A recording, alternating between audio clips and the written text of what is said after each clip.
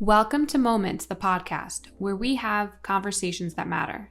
Hi, everyone. My name is Vasia Makris, your host and founder of Moments, a creative agency bridging art, culture, and technology. Joined by my amazing co-host, HardArt, each week we host a live X space, deep diving into hot topics that are shaping the Web3 ecosystem.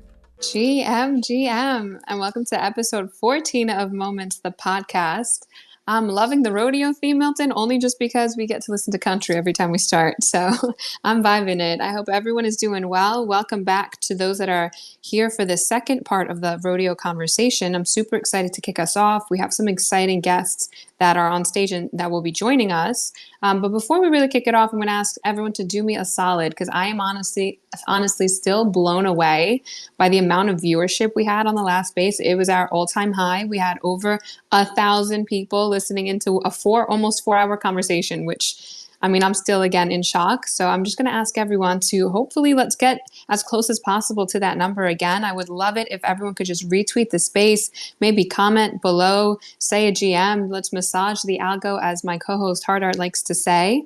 And as we kind of wait for the room to fill up, I'll start with a bit of an introduction because I realize there's a couple people here that are maybe new that don't know much about me and Milton, so I feel like a formal introduction is long overdue. For those that don't know me, my name is Vasia Makris. I am your host and founder of Moments, a creative agency. So for those that don't know, it is pinned up top just for a better reference, but at Moments, we are at the intersection of art, culture, and technology, specifically focusing on bridging various industries and creating experiences aimed to connect, inspire, and impact those around us. So we essentially just focus on three main things: creators and artists, so providing different artist management services, events and production in Web3 specifically, and what I'm most passionate about is really working with brands and integrating blockchain in the background into what they're already doing to really help Web3 and blockchain reach the masses. We've had an awesome 2024. We launched the agency in April, and we've had the chance to work with people like Trevor Jones, Transient Labs, Gabe Weiss, and many more. I'm also super excited to hopefully be announcing some upcoming brand partnerships and collaborations in 2025, so stay tuned.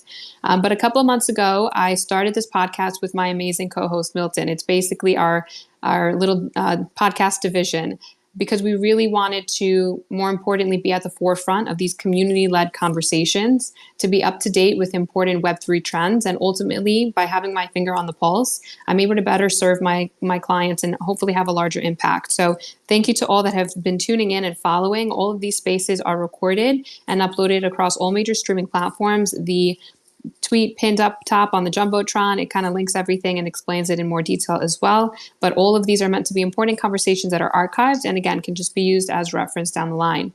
So that's a little bit about myself, but I want to give the mic to my amazing co-host, HardArt, aka Milton, who has been a homie and just down for the ride. I'm lucky to have not only traveled around the world and been to different Web3 events with him, but has also been on the ground and helping me on multiple different projects that I've worked on. So I'm very grateful for his support and just who he is as a person. Milton, I'm going to let you introduce yourself. Go ahead. GM, thanks for having me. I am excited to continue the conversation. Our first time that we've ever continued on the same topic. It's that hot. So let's keep the rodeo going. And yes, I have been in crypto since 2014, a Bitcoin maxi, until I got bitten by the bug of digital art in 2020, started collecting, and I've been addicted ever since. But they say admittance is the first step of recovery. So here I am admitting I can't stay away. And as a matter of fact, since we were on the cast last week, I have started a rodeo account that day, and I'm up to 245 pieces collected, which I must say has been fun. And I have discovered some new artists for sure. So I'm excited to continue that conversation today. I know we are going to shift the conversation a little bit to some hot topics, some Amadon tweets I know spawned some conversation around the licensing, which everybody has been hot and bothered about. Only until maybe you realize there are some arguments, experts like Ginny Pepin, who's going to join us today, and like 787 retorted to show that in fact, that's quite a boilerplate contract that you'll see a lot across different platforms that many people are already minting on. So it's not too uncommon. I even have a friend visiting me now who's an attorney He's not an IP rights attorney, but he has a tenuous grasp on it, and he wanted to chime in at some point today to kind of give his take from an attorney's standpoint. So I think that would be good to have him on as well. But yes, I have been a partner with Vasia. She's been kind enough to have me tag along on some of her forays with Trevor Jones, for example. And yeah, looking forward to continuing my journey in Web3 and starting off this conversation today. Awesome. Thanks, Milton. And yeah, just to give everyone a bit of an overview, there's a couple of things that were being tweeted about and I guess debated on the timeline. So there's a couple of things that we're going to touch upon. We also have Kayvon joining us, CEO of Foundation and Rodeo. So I'm very excited to have him on the space in a little bit. And he'll also just be giving us directly from the horse's mouth, I guess. So I'm very excited. But we are going to start off with, by popular demand, Rebecca Rose is on stage. She kicked us off last week sharing a bit about an experiment she was conducting as an anonymous account. I'm going to hand the mic straight to Rebecca while I pin up the tweet for those that maybe don't know a bit of the backstory. I'm going to ask Rebecca to kind of go back and maybe recap for our guests that kind of missed it. And then, Rebecca, I'm going to ask you for updates because we've all been very invested, I think, in what you've been researching. So I'll hand you the mic. GM. GM, thank you for having me on again today. This is a really good conversation, and yeah, it's worth having a second space for because it's a brand new platform, as everyone knows, and things change pretty quickly. So yeah, it's good that we're talking about it again. I don't know how far back you want me to go, but do you want to find the tweets or? Yeah, I pinned it up top, Rebecca. I think it was the original one that you want to just explain the concept of the whole experiment. Like, why did you? Yeah.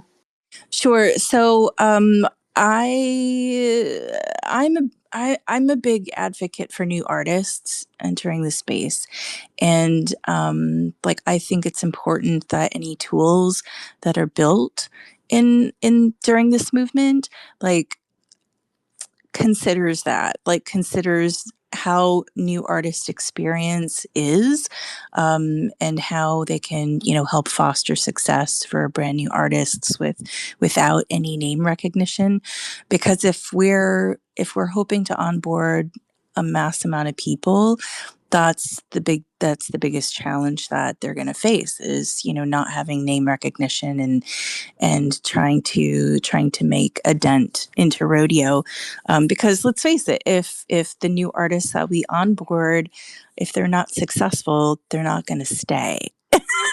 So we want them to stay. So I put forth an experiment. I'm like, all right, what if I make a pseudonym with a name that nobody knows, nobody recognizes, and that has zero reach on socials? Like, the pseudonym has their own socials, but it's very zero reach because nobody knows who they are. So the experiment was, I'm trying to find the original post. Yeah. The first experiment was, can a brand new artist on Rodeo without a known name and relatively zero reach crack the top 10 in a category on their first day? So that was the first experiment, and the answer was yes. So for day one, for brand new artists, Rodeo is pretty good for new artist discovery, which is great because a lot of platforms kind of suck at that. And that was the first day. But day 2, 3, 4, the weeks and days since are kind of a different story. So like day 2, it's like I still wanted to focus on just the pseudonym cracking the top 10 in their category as much as possible, just to, because I knew I made sure that I put reasonable expectations on this experiment. I knew that they wouldn't crack like the homepage top 10. So I wanted to have kind of more of a controlled experiment. So I chose categories. So yeah, it is possible for a new account with zero reach and zero name recognition to kind of to make it a small dent, which is great. But after the first day, you lose the first rodeo tab advantage plus all of those brand new eyes checking out your profile and your work for the first time.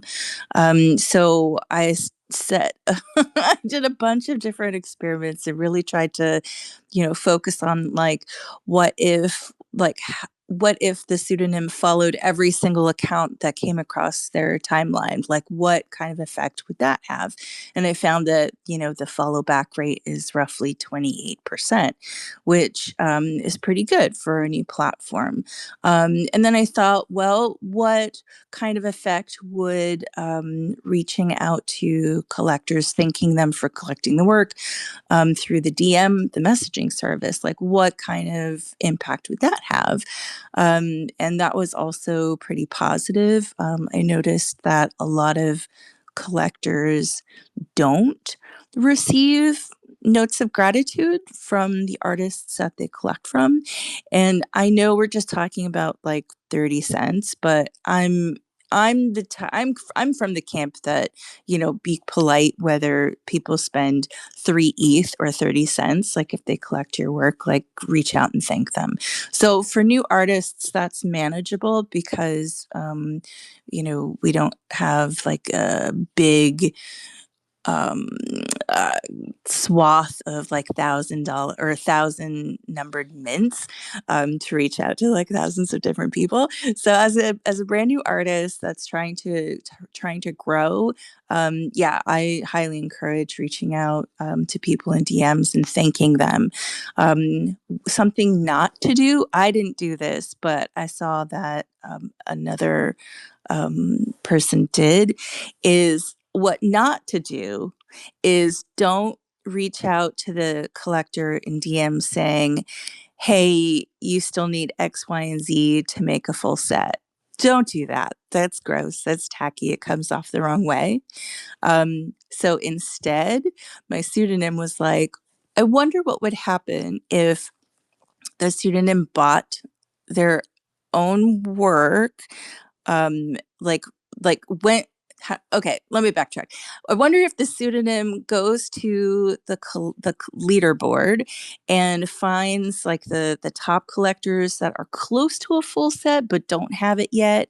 I wonder what would happen if the pseudonym bought their missing pieces and then transferred it to them so that they got a full set, and sent a note saying, I noticed you were missing XYZ and I went ahead and transferred it to you. I'm so grateful and so thankful, and now you have a full set. That had a positive reaction, which was great, and people were really grateful for that because let's face it, there's a shit ton of mints and very little time in the day, and nobody can go through everything and see all the notifications. So like if you really want to make an impact on those that support you, like it's super easy, like go to your top collectors tab, see like who's maybe 1 or 2 posts away from a full set, and buy it and transfer it to them. Like they're so grateful and they remember that, and it helps build a relationship, to foster growth. So that was also interesting. I don't think I posted about that, actually, that experiment. But as far as oh goodness, there's another tweet from that you can pin up at the top that Is it from yesterday, Rebecca? Is it no, the one? Oh, okay. this is from, oh gosh, the 5th, January 5th. Oh no, I'm sorry. This is from, holy crap, where is it? It has like a bigger breakdown of January 10th. Yeah. So I'm not going to go through the whole thing, but it talks about like, sales as a new artist and the importance of rodeo tastemakers still, even as a new artist, the kind of artwork that you post, connecting your accounts, hashtags, secondaries, like I'm not going to go through all that today, but for anybody that wants to read it and get a little more insight, I highly recommend it. The most recent experiment, actually, the second most recent experiment is I thought, well, some background. Before NFTs, I've been in the traditional art gallery system for a couple decades, and new artist discovery is just as difficult there as it is here. But one thing that I noticed in the trad art world a lot of times is that brand new artists with zero name recognition will sometimes splash around money, or if they come from means or come from privilege, and they splash their wealth around and collect a bunch of pieces from a gallery, and then mention to the gallerist like, oh, I'm also an artist, and then they offer them a solo show without any exhibition history, which is crap. Let's face it. Like we don't want that type of pay to play. For new artists. For collectors, it's a different thing, but for new artists that are trying to make an impact, we don't want to see the old trad world like pay to play approach benefiting, or what I'm saying. So I'm like, let me experiment to see how, like, what kind of an effect buying the hottest rodeo NFT on the block. If my pseudonym bought that, what kind of effect will that have on the artist's growth and the artist's sales or following, increase, decrease, and so on and so forth. And it was really interesting, and it took me by surprise. It actually had an adverse effect, which is great. Like, I noticed that followerings,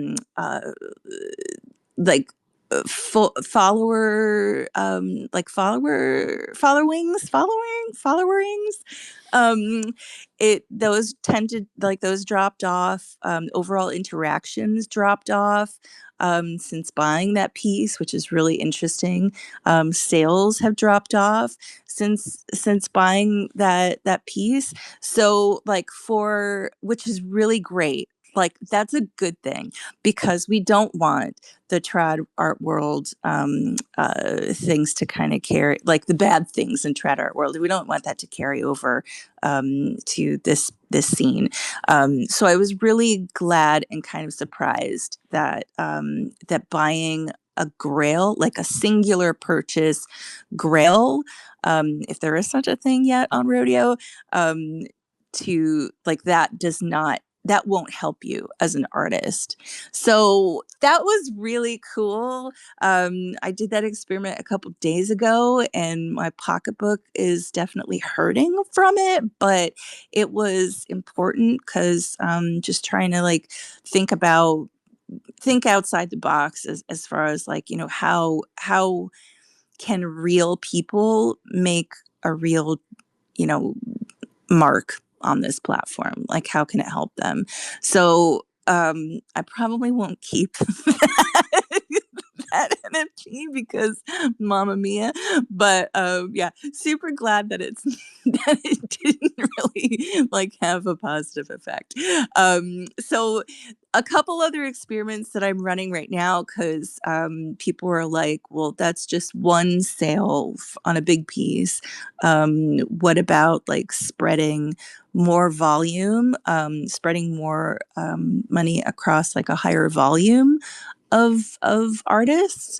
And so I'm testing that out. That's probably going to take like, I want to say, a full week for me to figure out how much of an impact supporting other artists has on the pseudonyms account, because it's the more people spend, the more they show up on their followers' timeline. So I'm really curious how that's gonna work. But a lot of people suggested that I try out that experiment, so I'm in the throes of that.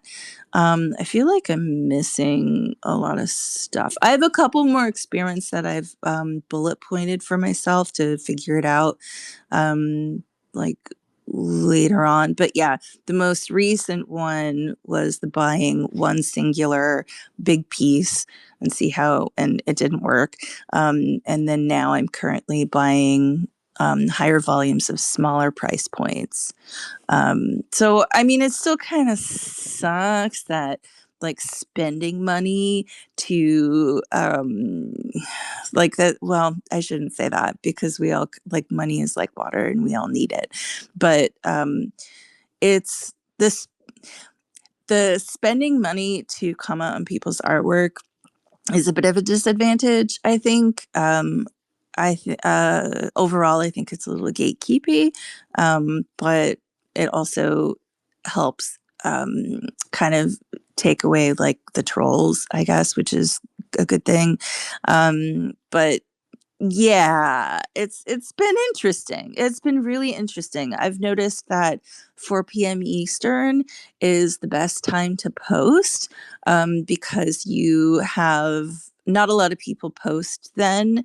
So as the previous posters in your category, at the top of your category, um, once their time limit is up, yours is still going, so your post is likely to reach the top of the category around that time.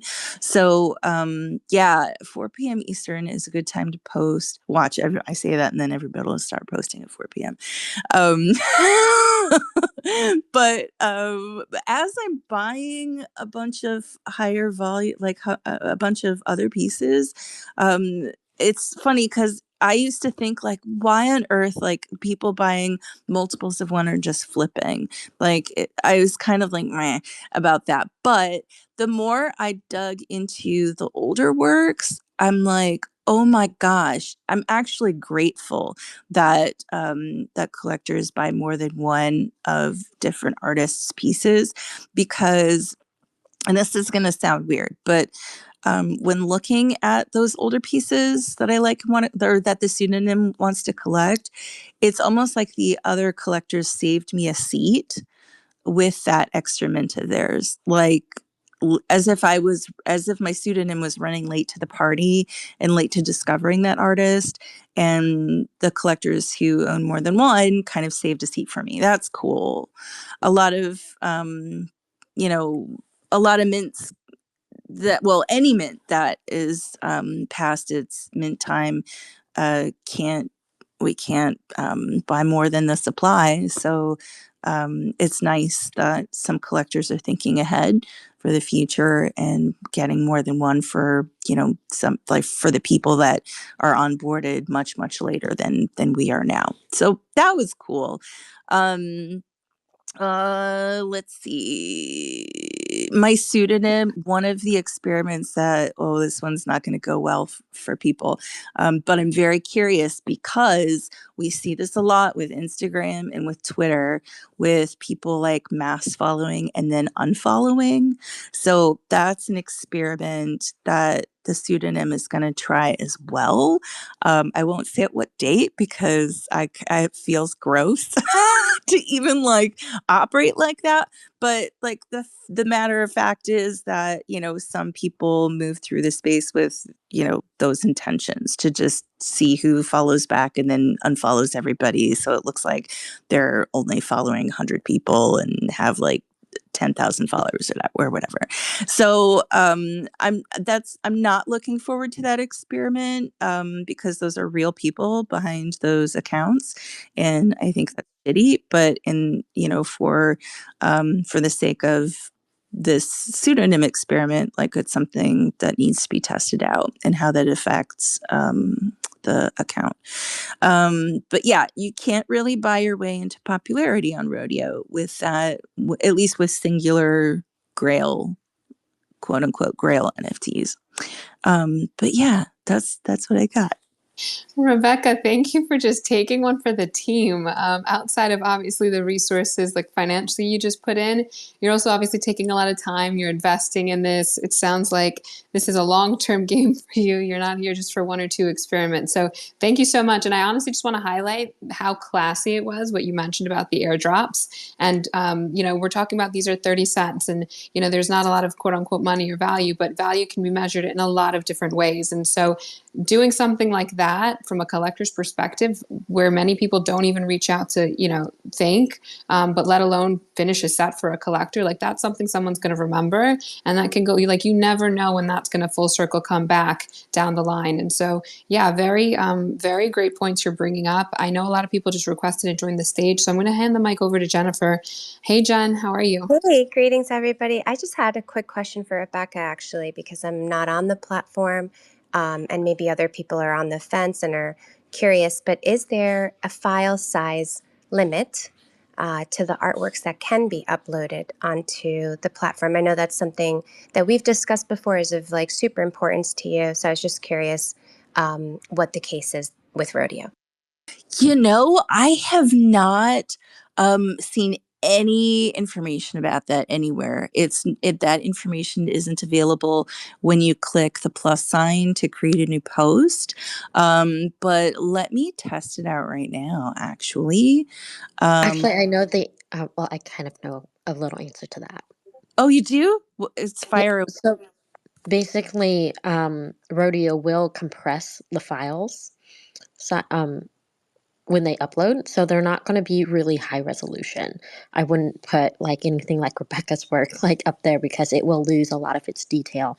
And that is one thing that I've noticed on my end. And I've also noticed that a lot of the things I've posted, which are not massive files, don't show up on OpenSea. Like they're just blank for the collectors who collected them. So that's something to be aware of. Oh, interesting. Okay, thank you, ladies.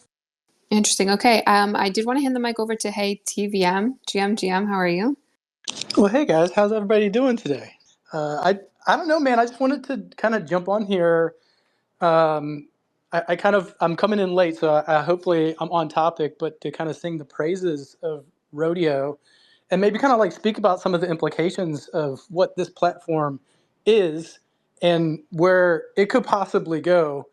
I've been having a blast on there. I think there's a lot of people getting super hung up on this kind of brain lock of 2021 NFT models of JPEGs at $200,000. When I think this platform does a really good job of kind of flipping everything upside down, and the implications of the future of what's really happening here is people are monetizing attention, which I believe will at some point transcend where this is starting, where most things start with art and collecting. But I think the proper play is to have some fun, enjoy the time on there, mess around and experiment with how to not just grow as a creator, but grow as a collector and see what happens. And then on top of that, for myself, I personally love creating moments that aren't always something that would equate to a entire collection, an entire art piece, but are essentially little big ideas that are fun, entertaining, and have their own place. And now have a way to reach people to just for if somebody breathes hard out of their nose because they enjoyed something, to get a little made back on that possibly. But I don't know. I'm loving it. And then, of course, the implications for token burning and gating. I don't know if Manifold's looking to incorporate a burn mechanic between Rodeo and Manifold, but it feels like that's just a matter of time. So I don't know. I've been loving it. Thank you. And I just want to emphasize, actually, anyone that wants to join the conversation, everyone's always welcome to just request. And you can also drop comments on the thread. We'll be going through those during the space. But yeah, I definitely agree with you. And a lot of what you mentioned was also, I think, just echoed in last week's conversation. A lot of people were just about having fun and taking it a little bit lightly in terms of less pressure for artists and it not necessarily having to be so much pressure regarding, comparing their next mint on previous mints and the floors and all this other stress that comes with releasing these collections. So I definitely think fun was a big word that was used a lot last week. And it's really, I think, just invigorating seeing after a bear market the community just talk about art and seeing so much excitement and great energy. So I definitely think a lot of people agree with what you have to say there. Rebecca, before I forget, I just wanted to ask you quickly, I know you had some really good tweets. Do you mind just dropping those on the thread so that people can also just reference after the space as well? Because your experiments had a lot of great points you brought up. And Rachel, I'm really glad, I know it's super late where you are right now, but I'm really glad you joined because I actually was going to bring up one of your tweets from the other day. So I'll hand you the mic because I see your hand up, but go ahead, GM. Good morning. Thank you for having me up here. Obviously, I love what you are doing with these Moments podcast. Always a great good discussion of just many, many different minds and all. I'm sorry I missed the other one. I really meant to do it, but I got pulled into a meeting. But anyways, I did have two points. One, it's really nice to hear you. Hey, TVM. Definitely love to hear that people are finding fun and joy in it, despite the negativity that is around rodeo. And also, I don't know about Manifold, but I do know about Build Tree, and I am an ambassador for them. So obviously, here I am representing them.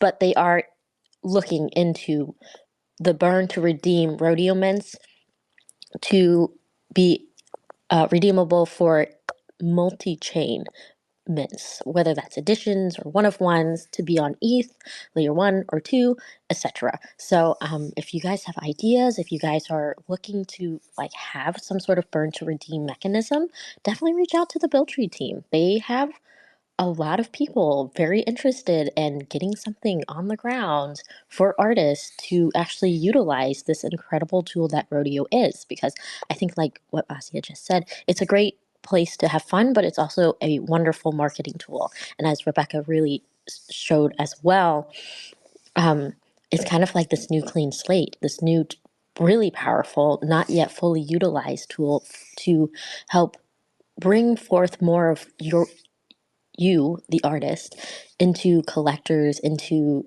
sharing more of the story. And like I've been saying for the past several months, we need more context and not just content.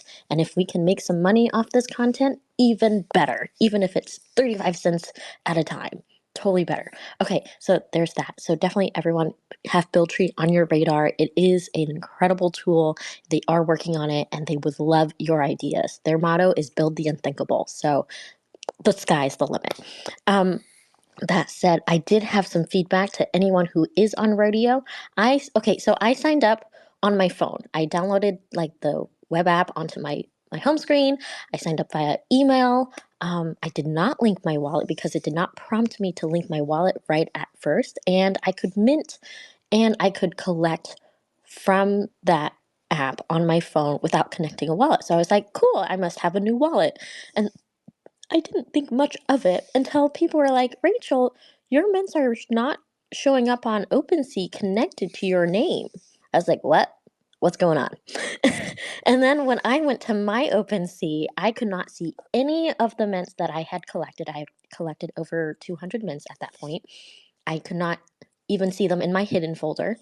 They're not connected to my mint wallet. And even though I had withdrawn money from using that wallet on Rodeo, it was not linked. So now I am in this kind of sad pickle where all of my mints that I have minted and all of the ones I've collected are not connected to me. I don't know how to access them. I don't know if there's a way that Rodeo is going to be able to give them back to us who didn't have a linked wallet.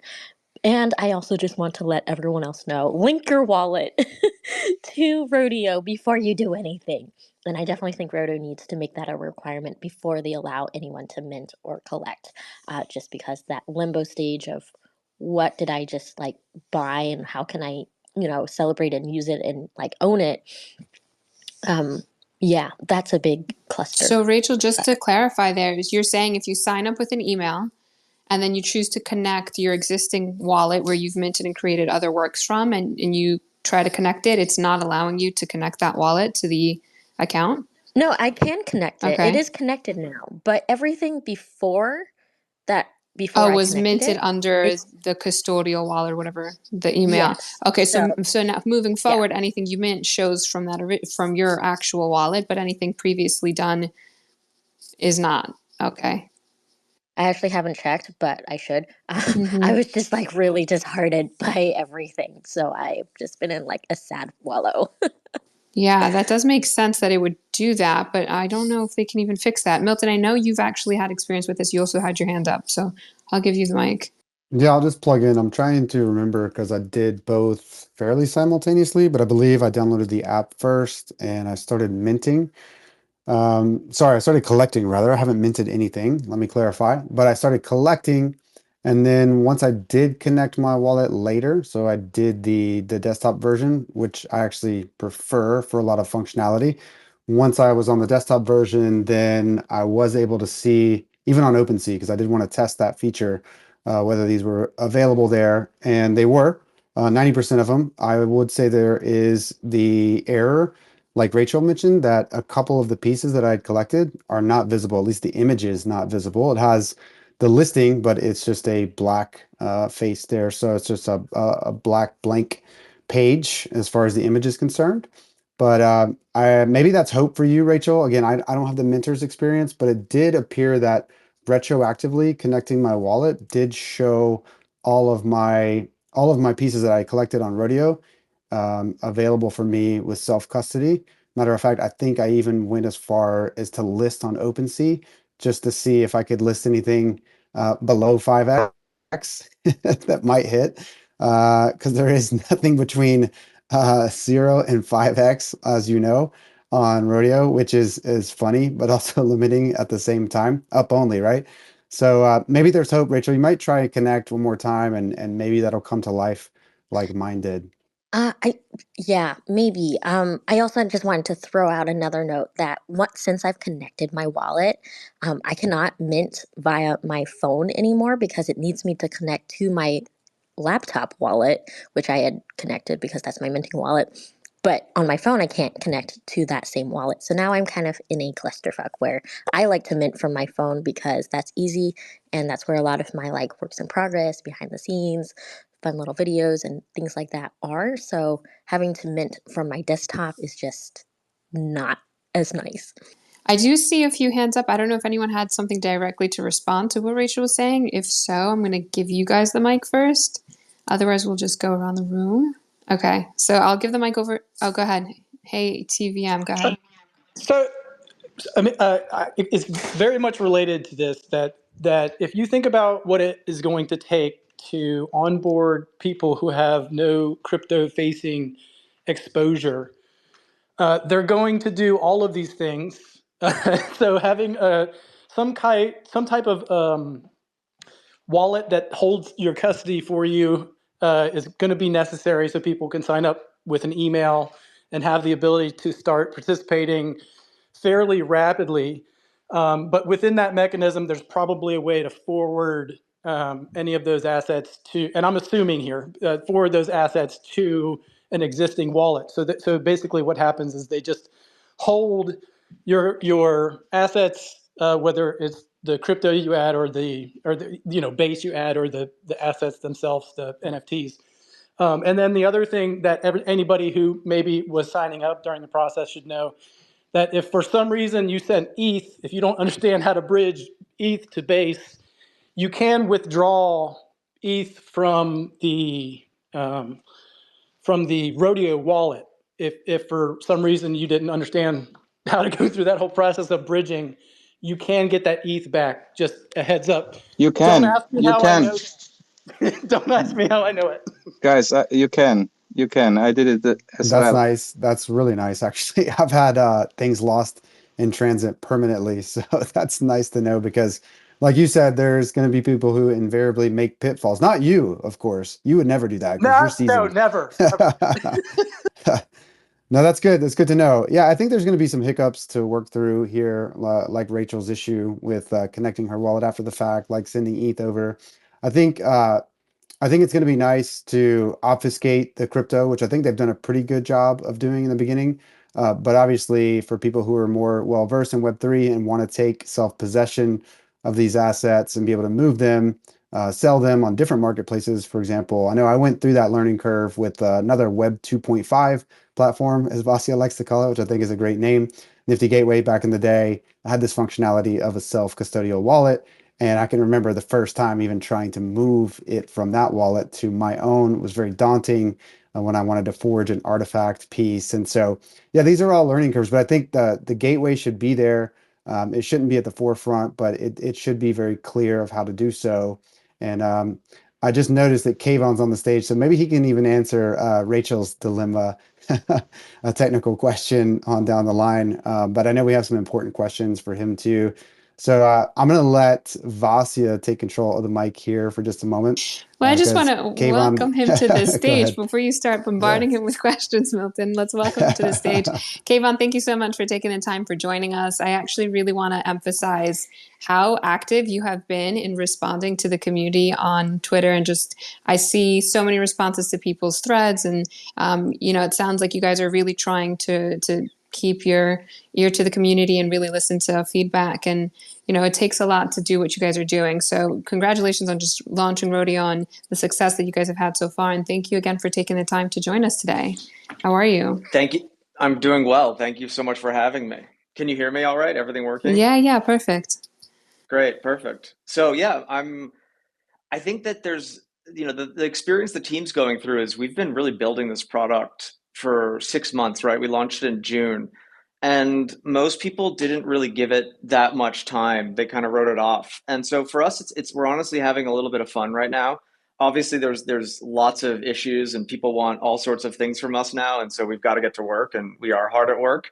But no, we're having fun, and I think people are learning. I think there's a lot of we've been hard at work building a lot of cool stuff, and it's really gratifying to see people really start to use it, appreciate it, push its limits, push its boundaries. And then also, I think, really give us good feedback that we got to improve certain aspects of the product and get to work. So we're having fun. I'm feeling energized. I'm happy to be here. Happy to answer questions. Yeah, and I think the reason I need to be so active right now is like I do think Rodeo has a vision and an opinion about where we got to go, and I don't think the product's fully there yet, and so I'm trying to kind of fill the gap. We want to be somewhere much more exciting even than where we are right now, which is why you're seeing us make a lot of the investments we've made. And I want to help people see how that can get us to a place that I think is much, much more compelling than where we've been for the past year or two. To be honest, that's what I'm the most excited about, to hear more about what you guys have for a long-term vision and how you guys want to position yourselves moving forward. So I would actually like to ask everyone, I'm going to kind of take control of the conversation, ask a couple of questions that Yep. I saw people posting, and then we'll kind of circle back to some of the hands up and people from the community that I know want to specifically ask you things. Yep. So guys, I'm just going to ask for some patience. But one of the, originally we were going to talk about the artist licensing conversation, but to be honest with you, I've been going through the timeline this morning and came across some interesting tweets regarding the flip tab. Milton, I'm going to quickly hand you the mic. Maybe you can just, for those that are not aware about the flip tab, while I pin up some tweets, just run through exactly what that is and maybe why there's been a couple of comments that are perhaps pushing back on that concept. Yeah, absolutely. I think I can speak well to this because I was an Additions maxi talking about Nifty Gateway back in the day. So I know this game well. It's a fun game to play, not going to lie. But I think initially when people were attracted to the platform, it was because it was about the art and collecting the art. And now there has been a sales aspect added to it. I think some people are critiquing the name Flip because they're questioning some of the marketing. I know that Kayvon's having fun, the team's having fun, and I think a lot of people are having fun on the platform. I think this maybe just rubbed a few people the wrong way. 787, for instance, had some choice words about the name Flip, and just what are we here for? Is it consumer art? Or is this art for appreciation or fine art collecting? I think that answer is still out there, right? I think it's yet to be answered fully. So it'll be interesting to see how the platform evolves. For people who are coming in, I'll just give my two sats there. I think there's a little bit different. I think, as Hey TVM had pointed out, when we're talking about flipping, I mean, let's not kid ourselves. A lot of the platforms are built around financialization. This is crypto art. Crypto is the first part of that word, so don't forget that. People do like gains. People like to see up, and this 5x, 10x, 50x, 100x is up only. So I don't really critique that, but it does beg the question of what we're here for, either to appreciate the art or to make quick gains. I think the difference between now and 2021 is we were buying pieces of art for $1,000, $5,000, $10,000 sometimes on open editions. This is a safer starting point, I must say. So you're talking about much less financial finances at risk here. So I would say this is a safer game to play, less potential for people to get burned. And we're not putting our finest pieces of art on here. I think that's pretty well understood. We've had some conversations around that, and that people who are savvy artists are making sure that they're not putting the works that have taken them months and months to create on here. They're one-on-ones. They're reserving that. They're making clear distinctions. In some cases, if they're really sly, they are being like Rebecca and creating a pseudonym, which I think is genius. And you've got to go sleuth through the timeline to see if you can recognize her genius art in perhaps a slightly different style or a little different spin. So yeah, I'm glad to see these experiments are taking place. But maybe Kayvon can kind of speak on the terminology that they used. Flip seems to have been a hot word, so maybe that's where we can start. But Kayvon, I'll applaud you first of all because I've been using the platform, so I want this to remain respectful. And all these ideas that we're throwing out there, I think at the end of the day, even from even the harshest critics, are constructive criticism. So I think that's important that we maintain that sense of constructive criticism if we throw that out there. But Kayvon, I'll hand the mic to you to respond. Yeah, I mean, the flip tab is really something that's existed in almost every product, NFT product. So it's really just a chronological history of people that have traded the post. So I think that people are sensitive to the word flip. I think that, our approach is it's great that people have opinions. I think if we're shipping things and people don't have opinions, they don't probably matter and they're not going to move the space forward. Um, I think there's going to be many different archetypes using the product. I think people are looking at the product from their own vantage point and what they want from it. And I want the product, if the product to succeed, it's going to have to be an ecosystem. So you're going to have to have a lot of different types of people. Some people are going to want to flip right away. Some people are wanting to hold. Some people will never want to see that stuff. So, when you think about our process, I think what we're really focused on and what you'll see come out, in the coming days is like just the ability to customize the experience to what you're looking for. I personally am not flipping, right? So I think like people project a lot onto like the platform developer, but it's like I love collecting, right? And a lot of things I'm collecting I think are going to be very valuable. And so I'm not trying to do something really short term. But there are people that are doing that and they're having a ton of fun. They're having a ton of fun and we cannot judge them. And I think when we get into a judgmental place, and we're saying this is bad, this is good, this is bad, this is good, it's like that's what's going to alienate people. What's going to make it not fun. And then I think people forget that like it just stalls out. Like as soon as everyone's being judged all the time and there's a right way to do it and a wrong way to do it, the whole thing sort of just gums up, and then we're not really anywhere interesting because no one wants to be here. And so I think that's really our mentality, which is there is going to be lots of different types of people that are going to use this product. They're going to use it for different reasons on different time frames. And what I want to be held accountable to is like, if I'm a certain type of person, does the product work for me? And right now, everyone's getting the same experience because the product's naive.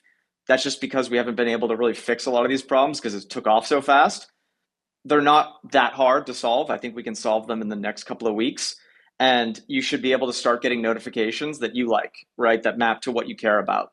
So for me, I care more about new posts from people that I really obsessed with. Mad Dog Jones just has a new post. That's what I care about the most. I want to go collect that. And then I also love the rewards ones where I get, I see who I'm influencing to collect certain stuff. So you're going to be able to control what notifications you get. The flips tab has to be there. You have to kind of know what trading activity is happening on the platform. It's the third tab over. So you have to really click in to want to see that. It's not in your face. The comment section is the number one thing we show everybody. That's what you see by default. So I love the opinions. I love that people are plugged in and they have these strong opinions. We're going to keep shipping fun. We're going to keep shipping for lots of different types of people. Not everything will be for you. That's going to be okay. But if people aren't having fun and not having strong opinions, I think Rodeo is going to be irrelevant, and then no one's going to want to be there. So that's kind of my 2 cents. Yeah, well said. And I definitely agree that the information needs to be there. I mean, like you said, every platform has that from Nifty Gateway to Foundation. Like it's the sales history that needs to be there. I think the more Correct. the stigma and more association, like when I hear the word flip, I think it's just more of the degen type of culture, which to be honest with you, you guys are very much gamifying the collecting here. So maybe it does fit in better. Um, there were some harsh comments regarding the word flip, but I also actually had read it was a previous tweet you guys had pinned up top on the actual Rodeo account, and you had described Rodeo as like every 24 hours, artists are dropping grails. And Yep. honestly, I wasn't in love with that word choice either. And I think that's what some people in the community keep coming back to, kind of like the wording or phrasing. Like when I hear the word grail, I sort of think of the one of ones on super rare sort of thing. And so I think that was some of the feedback that the community was just kind of pointing out, that some of the branding wasn't maybe on point or more contradicting. So I don't know if there's any kind of comment you have towards that. But I did want to also just ask you, you mentioned this demographic and the audience that you are targeting. What is your kind of ideal demographic in long term? Because I know obviously conversations around mainstream adoption and mainstream users. Who's your ideal demographic for this platform? I think it's less about the ideal demographic because I think you're saying like, oh, there's only one of them. Like, it's more about it's an ecosystem, right? So you need many types. So if you just have artists, it's not interesting because you need collectors. If you just have long-term collectors, it's boring because there's no markets. If you just have traders, it's boring because nobody actually has any belief in anything long-term. So I think a big thing that I would want to encourage people to see is when you're a platform designer, you have to kind of look at the bigger picture and you're not just one of the archetypes. And so for us, we're trying to balance all three of those. Um, the thing that I am optimizing for and really pushing towards is where I think the space stalled out is it stayed niche. It stayed small. It stayed very under the radar. Like it had moments where it broke out and people cared about it more broadly, but it's kind of returned to its like very small niche um, sort of like relevance. I think for this the whole thing to work, especially for Rodeo to work, it's got to be something that lots of people can care about and participate in. And so I think that's really where we're focused. I think the balance, and if you look at how the protocol weighs the different participants, it's balancing all the different types. And so the product isn't trying to be a trading product. It's not trying to be a creator tool product. It's not trying to be a collector product. It's trying to balance those forces in a way that produces large sort of scale virality and interest from a large group of people. And I think you have to keep all of them sort of in balance for it to work. Yeah, I love that word ecosystem. And like you said, the trading and the flipping is a part of that, whether people Yes. like it or not. Yeah, absolutely. That is a healthy ecosystem. And And honestly, go ahead. and that's what the blockchain, I think this is the hard part is like that is, if you're going to put something on a blockchain, there is no stopping the market aspect. That is what the blockchain does. It produces scarcity. Once it has scarcity, it can be traded. That is the fundamental act of what the blockchain does. And so we're just embracing that and we're saying, let's have fun with it. Let's not wring our hands over it. Let's not overthink it. I don't think flip has to be a bad word, right? I don't think that needs to have such negative connotations. We're almost trying to take it back and say it can be fun and rewarding and you can make money and creators can get paid and we can design it in a way that people think is like it's net positive because it is net positive. If people aren't trading these things, they're going to just kind of be irrelevant and kind of push to the side of things that are more exciting and more enticing to trade. And so that's really been the kind of philosophy. Again, it's not though rushing to the extreme, which is I know people have been nervous around meme coins and all of this, and it's like people have tried to already put meme coins into Rodeo. Rodeo's not designed for that. It's not, those people aren't having an amazing time building a meme coin on Rodeo, right? There are products that have literally completely optimized for that. That's not our goal. And I don't think anyone that has ever, I mean, if you go talk to the people that have gone through that process, I do not think they would give you a 10 out of 10. If you actually look at who's really enjoying this, it's emerging artists getting discovered. It's established artists finding new ways to release work. And it's collectors having a great time finally being able to interact with some of their favorite creators who they haven't been able to interact with on chain. Those are the people that are having an amazing time and are using the product over and over again. So yes, you're in crypto, you're in Web3, you're inherently engaging with some aspects of markets. But at the same time, like the product is opinionated and who it's designed for. And those things will come and go. But it's not the place to launch a meme coin, and it never will be. Good, because I did not want meme coins taking over Rodeo. Yeah, and I see that. It's like everyone freaked out, and it's like they had their one day, and we've moved on, and we haven't built a single feature to try to make that even easier, right? Because it's just not the point. I love to hear it. And I also really love the fact that you said you're going to rebrand the word flip, because I definitely think, well, like you said, the secondary market needs to be healthy, and it's something that we haven't really seen on other platforms. And at the end of the day, when collectors can't win, they're not able to reinvest back into the ecosystem. So, okay, I'm excited to see where it's going to go.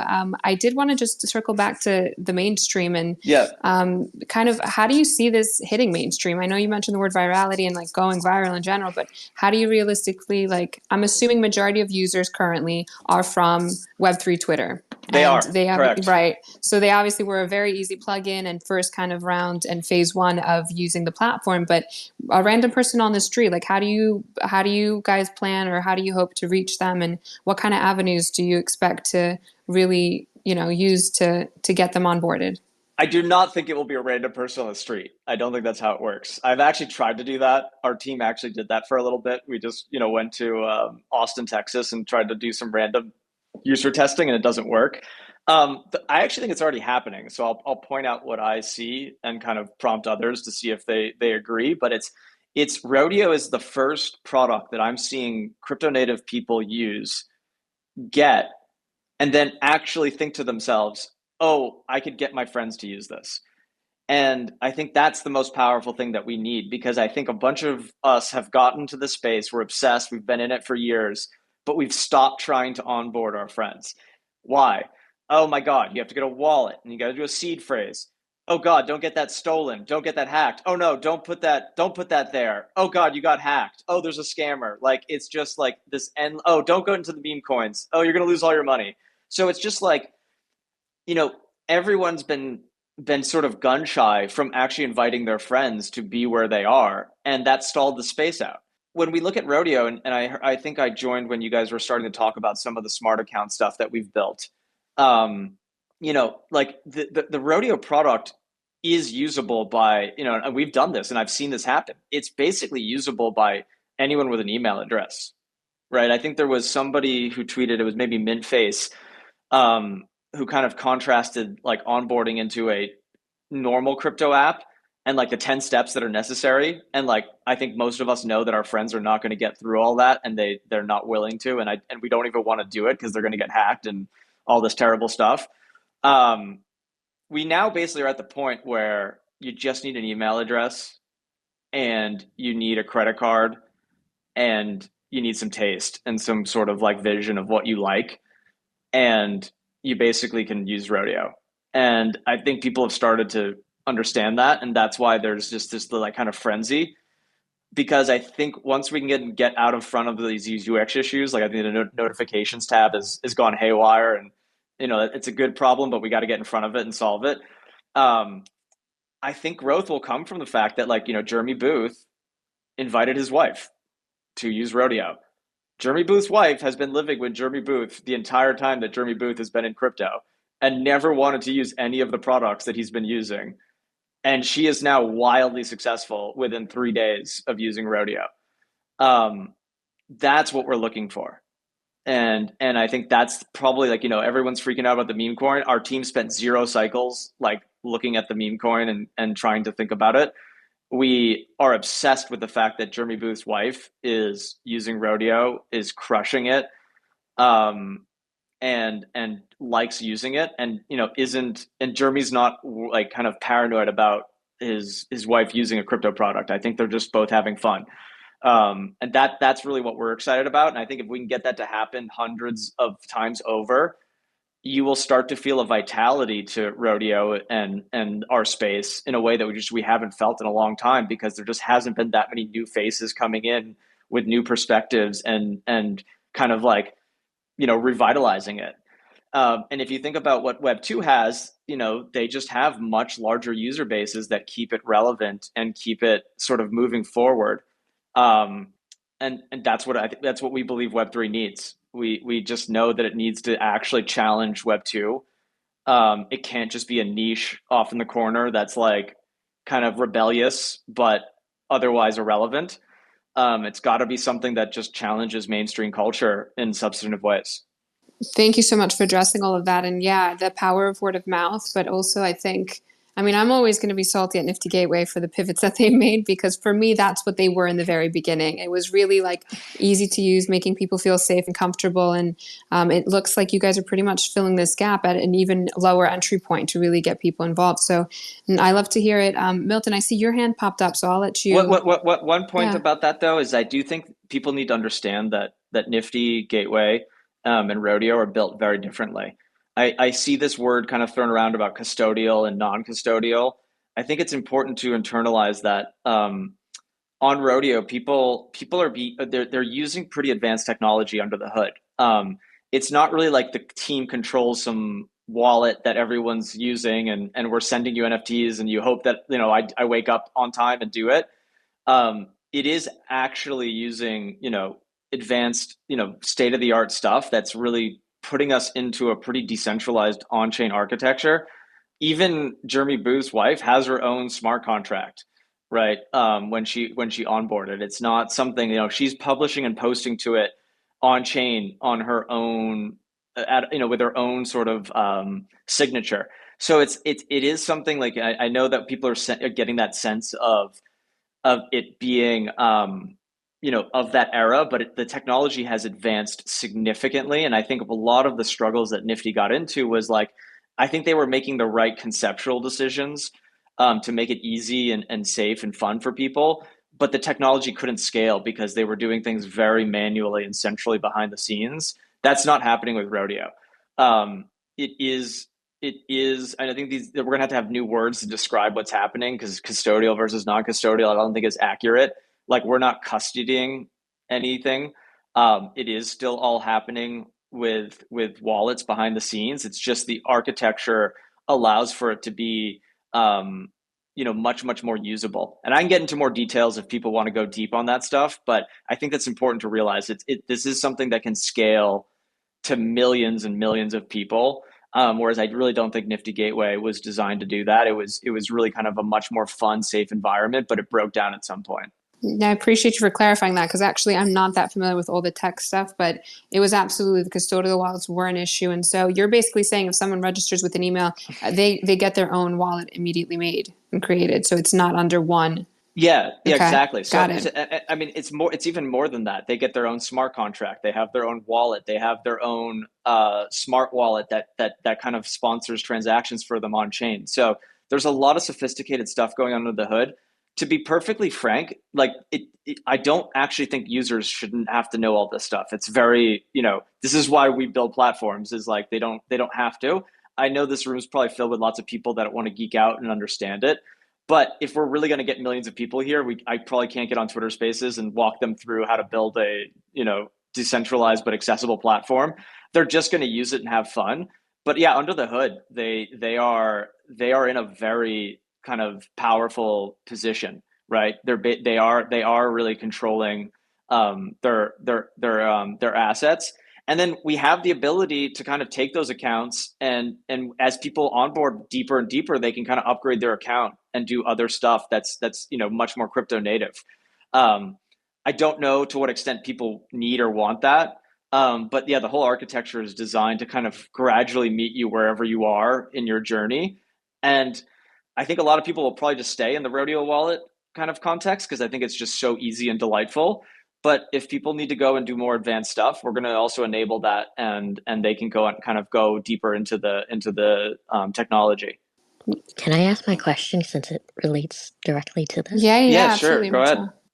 Okay, great, awesome. Well, Kayvon, so wonderful to hear you actually speak in this space. I think this is the first time, and I did want to say that you have not only like done an incredible, impressive thing, but you've turned someone like me and made this ability to flip and trade and collect so much easier.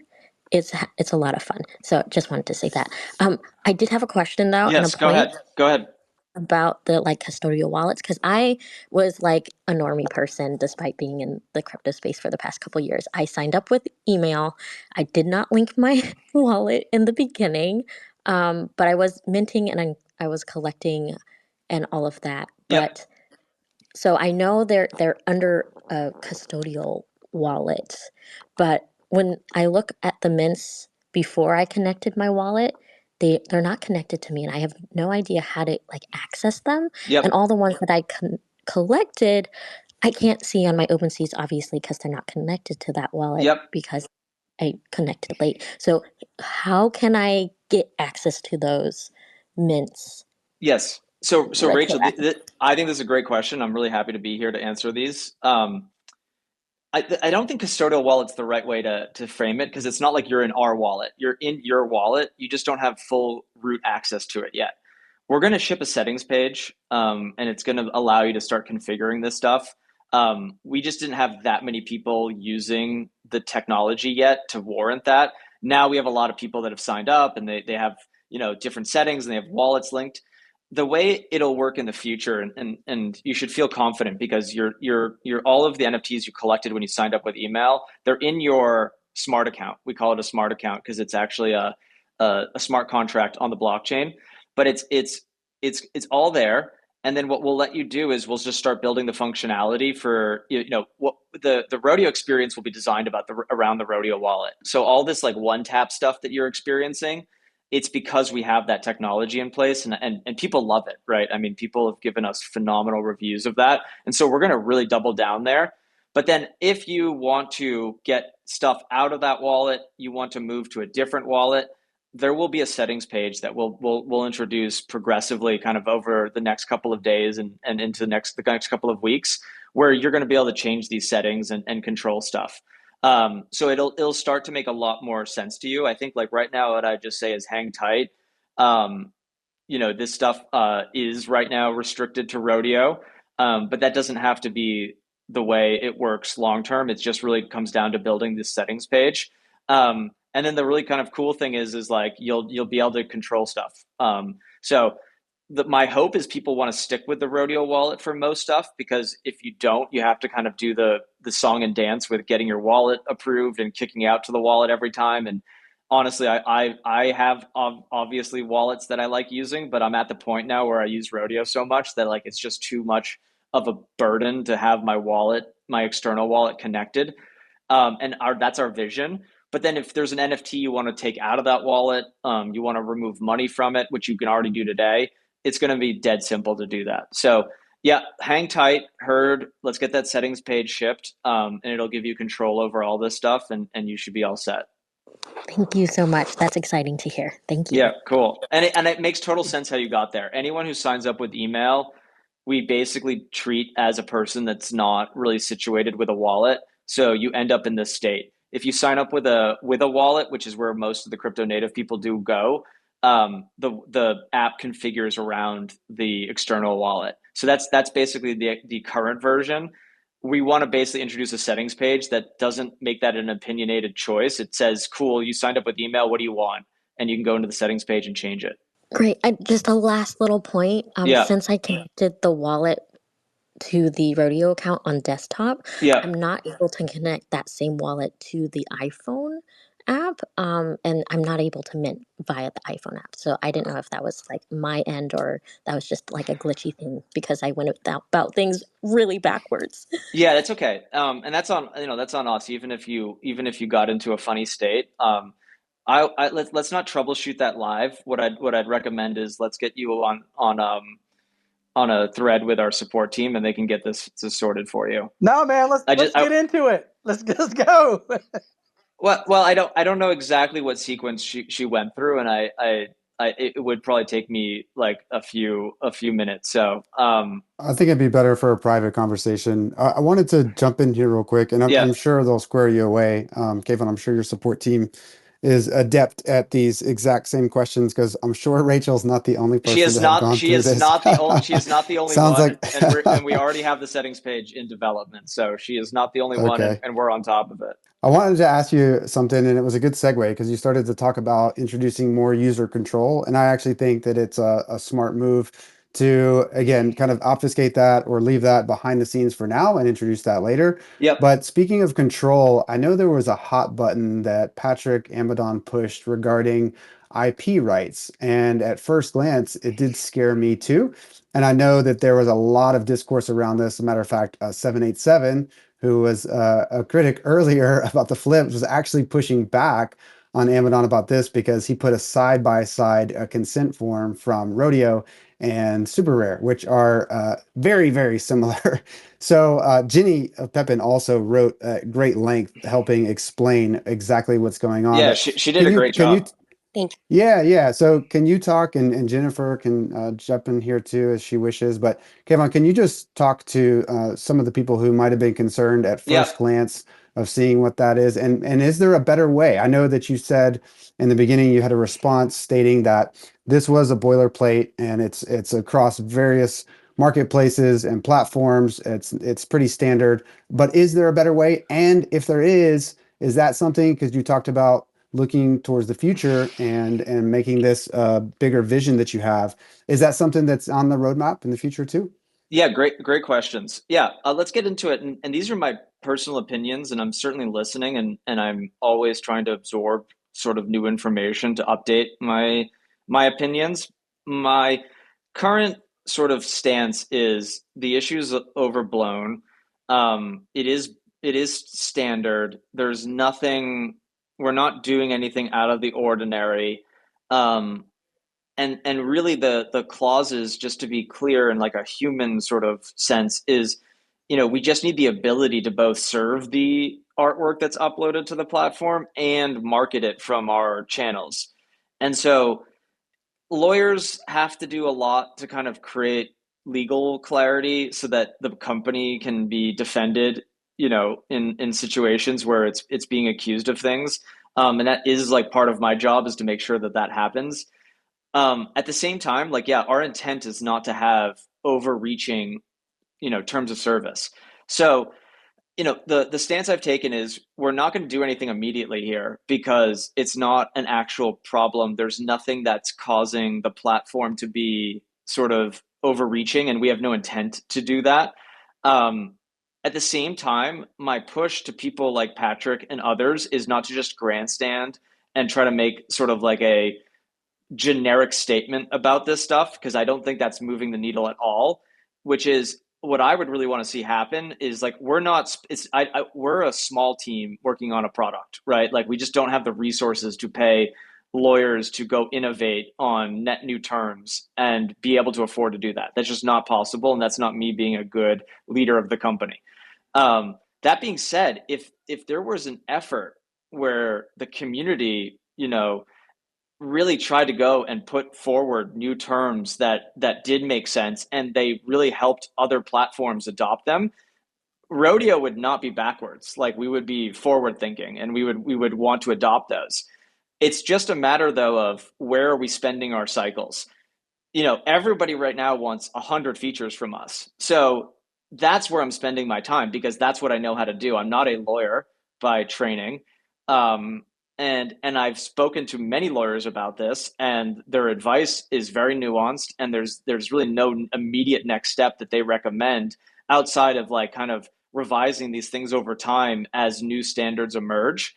And I'm very open to that, right? I want to be progressive and forward thinking, but it also can't just be reactionary and sort of random, right? It just can't be like, oh, this person doesn't like it, and so we're going to change this word and make them, make the terms of service kind of shaky for the company. Like that's not going to be productive either. Because I think this is the hard part, is like that would make us vulnerable to lawsuits and things that actually would hurt the company.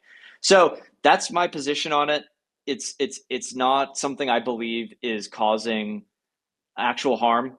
I think some people are taking advantage of the situation and trying to draw attention to themselves, and they're not putting forward concrete proposals. I don't like that.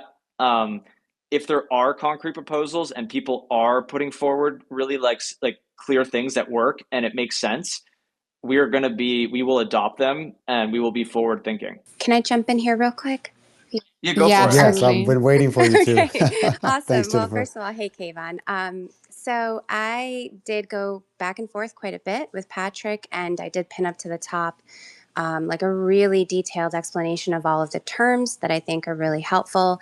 And I also spent like the good part of a day going to every single other platform that we use, including this one, Twitter, and reading what the terms of service are, because I think it's really important that if we're having this discussion, we do it in a very holistic and constructive way, because we are part of a small community. Most of these groups, even the platforms and marketplaces, are small groups of people that are just working really hard to get things done, right? And so I did look at everything, and I was able to hopefully clarify a lot to Patrick, set his mind at ease and other people's minds at ease. That was really my goal. I did also put out to the community an initiative of 250 USD for anybody who could take the language, which, by the way, is pretty good. It's pretty decent to start with, and improve upon it. Maybe make it more readable for an artist, since it is legalese, and things of that nature. And I did get responses, and one of them was really good. And I gave her 250 USD on base, by the way, because we support base. And I did send it to you just a couple of maybe 30 minutes ago. It's in your DMs. Obviously, there's no rush to fix anything. Like you said, it's pretty standard. And it's not just that it's good for the artist. It's good for you guys, because and this is the thing that I kept impressing on these conversations, the opposite would be terrible. The opposite for the platform would leave them open to liability. And the opposite for us as artists is that we would have no protection.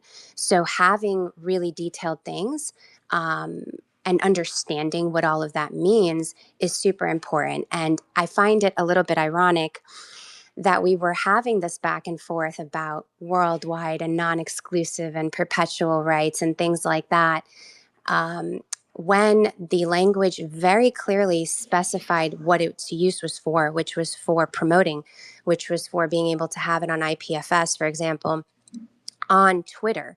And Twitter also has quite literally the exact same language. So I thought that that was a little bit funny. But nevertheless, that was that. And if you are open to taking a look at that, and your team feels like the way that this wording was formatted is better, maybe you guys can adopt it. And that would be awesome to see, because I really think that constructive feedback, and not sort of doing the grandstanding thing and getting too hot and bothered before practicing the pause really advances the space forward just in general. So I did want to bring that up. And then I did have some other things that I wanted to ask you, if that's okay. Yeah, on the terms of service, we're going to have to anyway as we start to grow the product, revisit everything. So we're planning on doing like a full pass, especially as we get into the app store and push the product even further. So yeah, that's already underway. And I just want to call out, Jennifer, the way you've handled this is like exactly how I would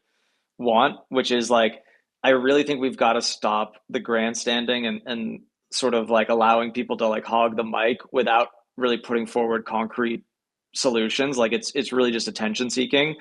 And Jennifer, yeah, you've done a phenomenal job. Our team is already dissected a number of the threads you've been on and been impressed with how much clarity you've been able to produce for other people and do it in a very sort of gracious, educational way. So hats off to you. I really appreciate you, and think that you've handled this really well. And we're already looking at it. And as we come out with our next terms of service for the next version of the app, I mean, you should expect to see improvements that are in line with a lot of your suggestions.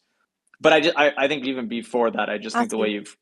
you've carried yourself on the topic has been it's just, yeah, it's extremely beneficial for the space. Well, I think there's just a lot of attention seeking. well, I'm happy to hear that, and kudos to you guys. This is not easy to launch a platform and to do it and grow in public, right? So I did have some other questions. Actually, it was in relation to something that Vasia touched on, which is the topic of grails. And you do have the other platform, which many people do use still, Foundation. For 2025, do you see Yeah. Instagram ever seeing artworks from Foundation that are marketed on the now Rodeo IG, previously Foundation? And would you consider possibly some type of integration for users that use both, that may help funnel rodeo collectors to higher priced artworks from an artist that is on perhaps both Rodeo and Foundation? Yeah, I can be pretty clear here, which is I think people are jumping the gun because the goal right now that we have is like the way that one of ones, and I think a lot of savvy collectors and other people in the space have started to really chime in here and be loud. And so I actually want to like point to them in a lot of cases. The way that the space becomes relevant is lots of people can participate. And so there's this desire to run to the one of one part of the space, and reserve that as like the rarefied, like, pinnacle of everything. And I've been there and I've spent years there. And the issue is that if you do not massively expand the number of people that are just generally owning digital things and thinking that's cool and having fun with doing that, I just think that the one of one stuff is just going to stay incredibly small and niche. And you can't run a platform really on it. I think a lot of people will struggle to make livelihoods off of it. It's just not going to work. And you can disagree with me, you can challenge me on that, but I also have years of experience having done that. So it's hard for me to really listen to that. And so the goal in 2025 is to take a very small team, right? We're not some mega corporation. It's a very small team. It's about 15 people, and just focus them on trying to grow the number of people that think it's cool to own digital art, period. What if we accomplish our mission and we actually accomplish that, even we have actually solved the one of one problem, because what happens is people will now at scale care about owning digital things, which by the way isn't true yet. It doesn't exist. That's not true. Most people do not care, don't even think it's real. And if you do that, then that creates the demand for there to be scarcer things. But until that's true, we're just in a very fixed sort of pie of people, and there's just not enough demand to power enough people that want to sell super scarce things. And so the connections are inevitable. The reason we've kept Foundation running and working is we believe in that vision, but we need to stay the course on actually trying to accomplish the goal, which is to get, like, I don't think we're aware of how small the space is. Like, it is so small, right? And so I think like we want to really, really focus ourselves on growing this. And I think where I net out on the term grails, I'll share a few points, which is you can say a one of one is the only thing that can be a grail. I don't think that's true. I think people often do experiments and whips and ideas that they don't even know are going to be huge that end up being much, much bigger. And I think that's where we come from, because I've seen a lot of people post things that they had no idea would resonate on Rodeo and have led to bigger projects and bigger ideas. And the original concept is on Rodeo as a whip. And I think that's a grail, because that was the thing that kind of kickstarted this concept. And then I also think that a 24-hour time window in the scale of the internet does produce scarcity. So that if we are going to be relevant, and this is the whole concept of Rodeo, that most people will not be able to collect the things that are being released every 24 hours. And so only a select few of people will be plugged in the right moment at the right time to grab it. And that also produces grails and scarcity, just in a different form than we're used to. So I'm not against one of ones. I've spent years of my career now working on them. I know their limits. I'm excited about making them work, but I believe with all of my heart that there's work to be done well before we get to one of ones being something widespread, and I want to focus there because I want this whole thing to work. That's where I net out. Love that. That's a really great breakdown of the philosophy, and I appreciate you really diving deep in there for us. Because I Cool. feel like, like there was just sort of like these questions lingering in the air about like what's happening with foundation and what's the strategy? Is it going to be integrated or not? But now understanding like the actual mindset of the why you're doing this, I think helps put a lot of things into context for folks. And then I did have just one more question. Go for it, So Jennifer. quick. Okay. So there are other platforms with similar concepts that existed before Rodeo. So for example, like Yes. Drip.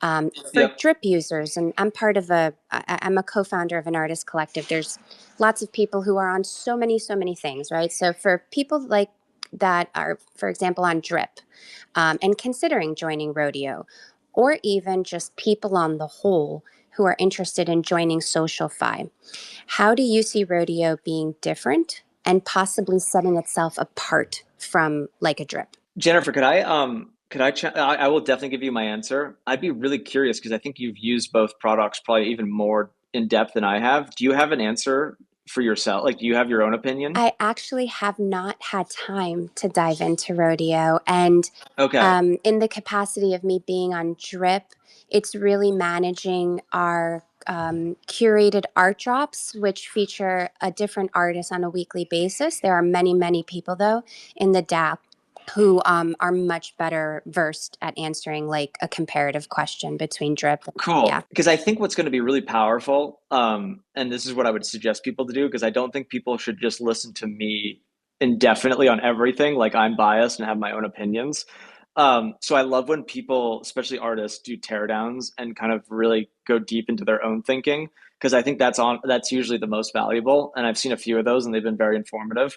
For me, my take is our team has a very specific design process. It's very detail oriented. I think you can sense the quality of the product when you use it.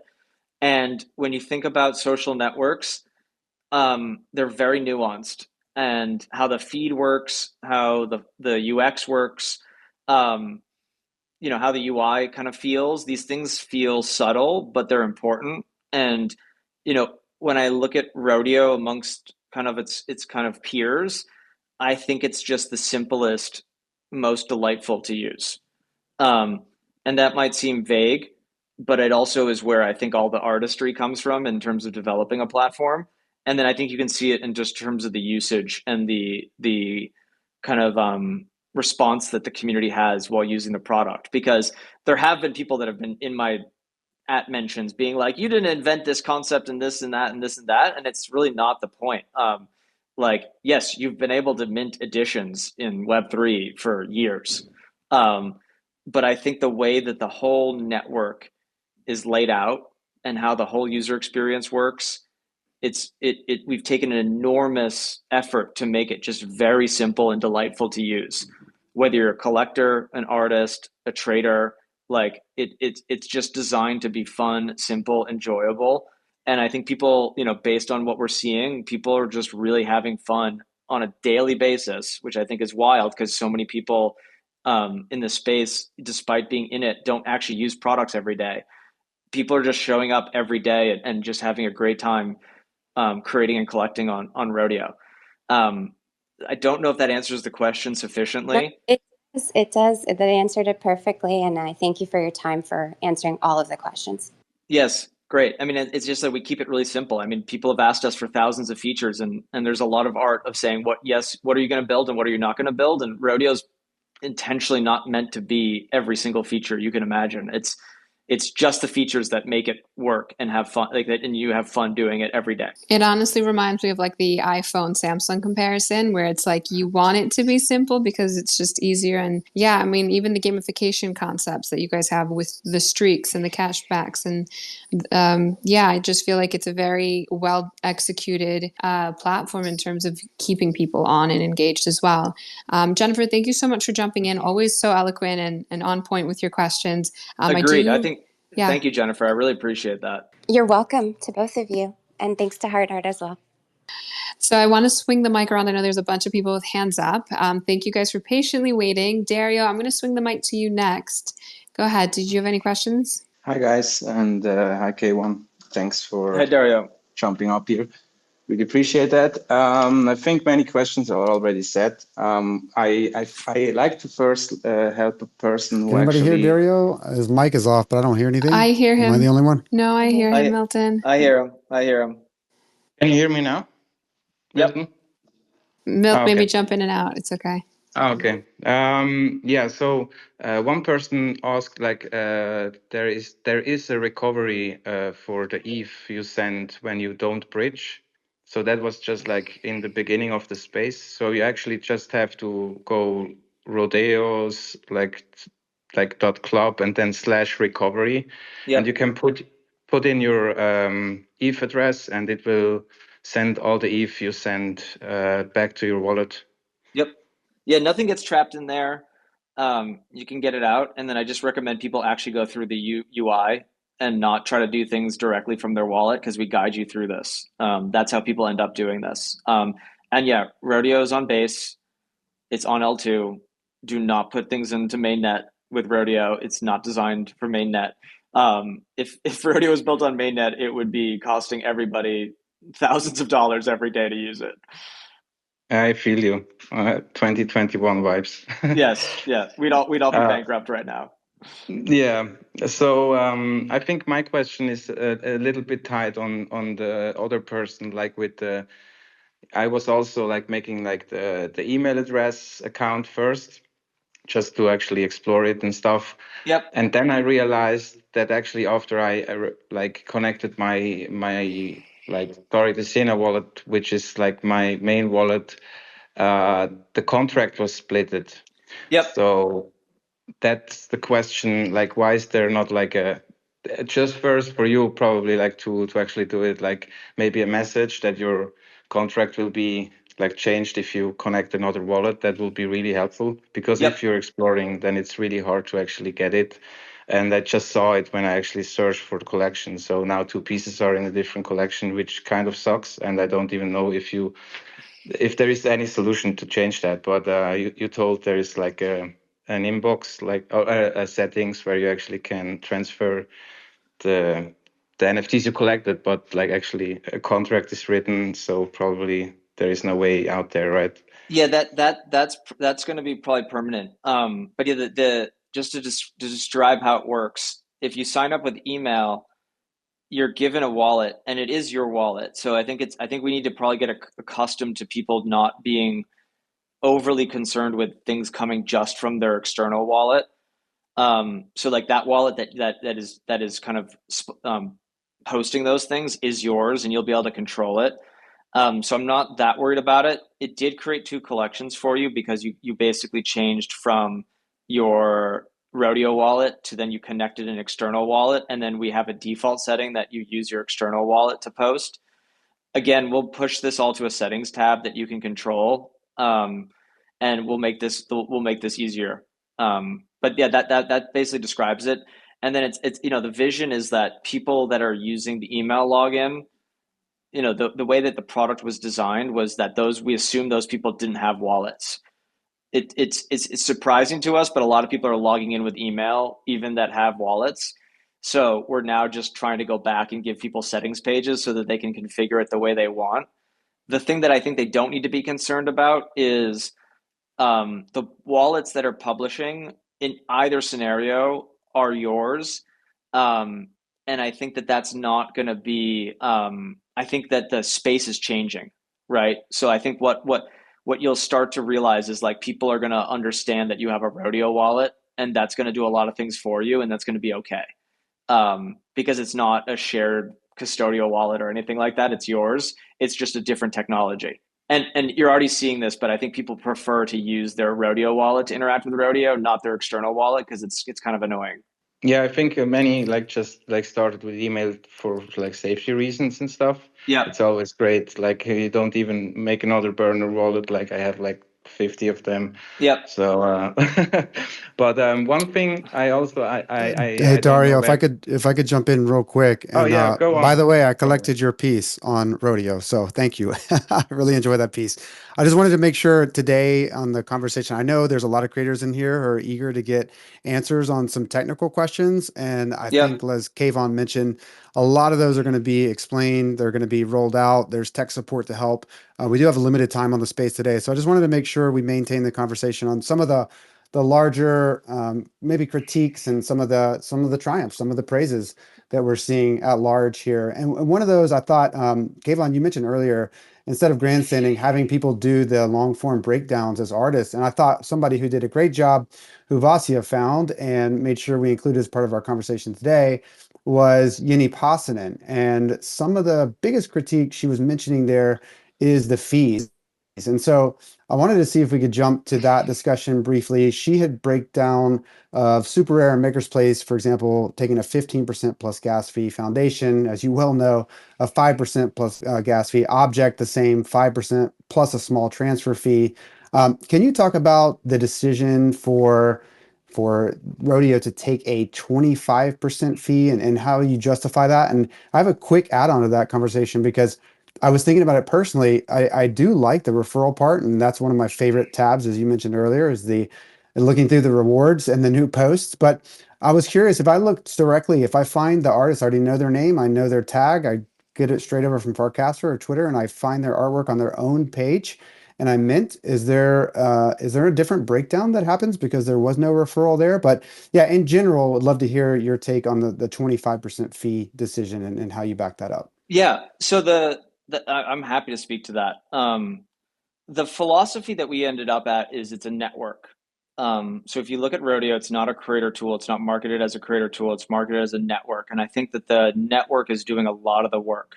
And if you look at how the fees are managed, it's through a protocol, right? So it's all kind of automated and encoded into the network itself.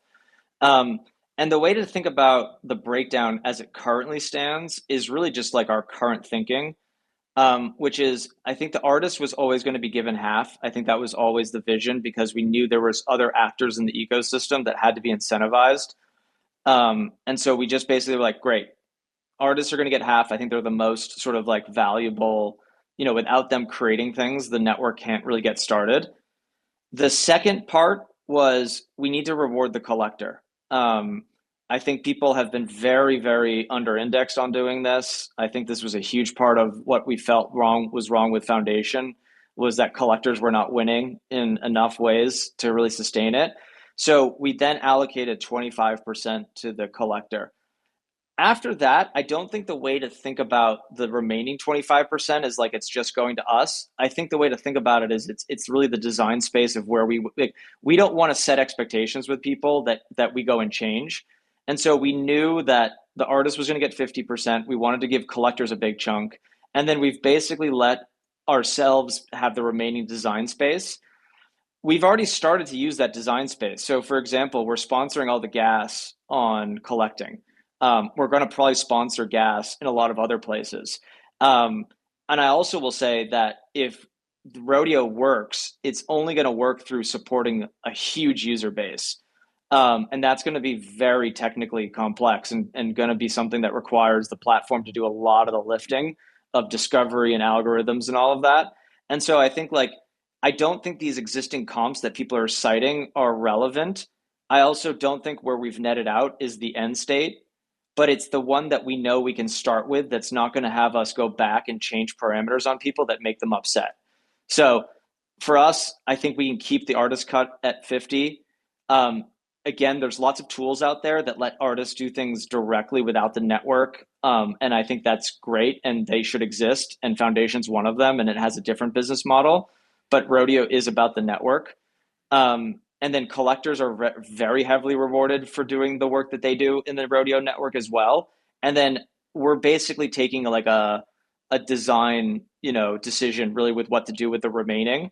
And I'm pretty open to introducing lots of new incentives that go and eat into that other 25% to do other things for people. One example is introducing an incentive to invite new people and be their sponsor. and we would take it out of our cut, not someone else's cut. So I feel very comfortable and confident in our decisions there. I think people need to really understand and appreciate that platforms need business models, and Rodeo is non-trivial to build. And so I'm not really apologetic about the business model, but it is also something that we're iterating on and will continue to iterate on. I don't even think 25% is accurate, because we are paying, significant amounts of gas right now to kind of bootstrap the network. So that's really that's kind of the overview I would give. I also just wanted to add on to that question. I definitely don't think you guys should be apologetic. It takes a lot to operate. And obviously, I think one of the problems with a lot of Web3 native brands is that they didn't take into account like the business model and the longevity in order to keep things sustainable. Do you see it becoming similar to other social apps, having other revenue streams down the line, like similar to Instagram and their ads and other, I guess, ways to bring in money to sustain the team to continue building? Like, do you think that you're going to need alternatives, or is that something that was on the like roadmap?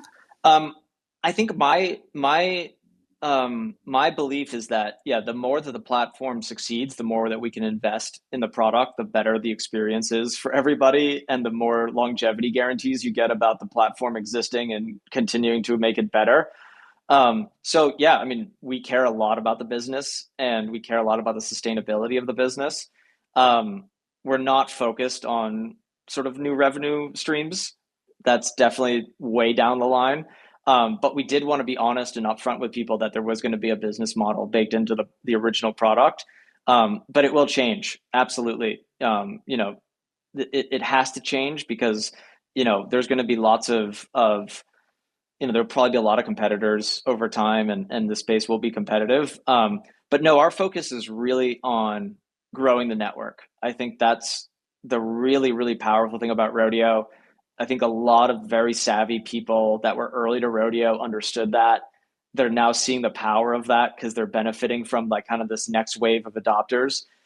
I'm just trying to get everyone to realize you're still extremely early if this is a network that actually takes off. And that's really that's going to be the thing that makes that's our focus. Like, that's what's going to make the whole thing work for everybody, is like it being a vibrant, massive, thriving network that can support so many people. Quick question there, Kayvon, and I'm looking at your Dune analytics, and I'm just curious what your vision entails. And I know you've got your sights set high. It's parabolic. If you look at daily active mentors and posts and collectors, what does success look like to you? Because I know we've seen people with high ambitions in the past. I can recall when Nifty Gateway, going back to them, they wanted to be the place where the first billion people with a B collected digital art. So is that how high your ambition is, or what does success look like to you in the next year? In the next year, I think it's just continuing to find these new pockets of relevance. I think, yeah, B with a billion. I mean, it's great to say, and it's fun, and I think I can say it, but yeah, it's not tractable, and that's not happening in 2025, and it's not productive. I want to really be able to say, and I would want people using the product to be able to tell this to their friends, like, this is better than a Web2 product.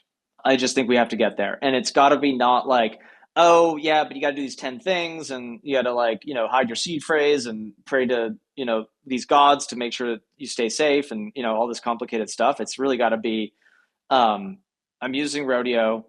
I love posting there. I get paid. My friends get paid. I feel rewarded. I don't know why you would use these things that don't have this. I control my data. It's not trapped on Rodeo. Like, truly getting people to like think like normal mainstream people. We've talked about a few of them already, but like truly getting them onto Rodeo. I think there's a lot of discussion internally about products within Web3. We don't spend any time thinking about that. It's just like these products are so small relative to what's going on in Web2, and so I really, really, really want everyone using Rodeo to get to the point where they would absolutely tell their friends, like, why are you using these old products? There's better products out there, and they work unbelievably well. It's not complicated, it's not confusing, and you're getting rewarded. You're owning things. You're building wealth and connections that are yours, and the platform's like enabling you to do that. That's what I want to see happen. And I don't know what the numbers are that we can hit this year in terms of like making progress there, but honestly, if that can just start to happen, if we can get out of the Web3 bubble that we're in and start really making a dent in non-Web3 circles, like that's success to me. I actually already started doing this and recommending to a friend who's a newer artist and kind of getting her involved too. But I think you're right. It's like the less amount of friction points as possible. And the fact that, it goes back to the money conversation, but it does incentivize people and it does catch people's attention. So it sounds like you guys definitely have the right philosophy. I do want to continue swinging the mic around because I do see a lot of hands. Zach, thank you for patiently waiting. I'm going to give you the mic next if you have any questions. Absolutely. Kayvon, thanks for coming through. Hi, Zach. How are you? I'll get right to it. At the beginning of the space, there Is it was just some me? I info. can't hear him. No, I can hear Zach. I can hear Okay. Zach. Sorry, Vasia. There was some information shared about file sizes, and it kind of gutted me for a moment. And so I kind of took a look at it and was messaging Sonny behind the scenes, and he clarified some things for me. So I think that might be worth clarifying with the space, because I think that the reality is different than what was shared, and I believe that the files on IPFS are much higher res. And just for They some are. clarification, okay, good. Yes. So for some clarification, I'm not minting, whips. I'm minting my higher res work. I'm minting what I consider my best work. Yes. And there was a 200 character limit with the, caption.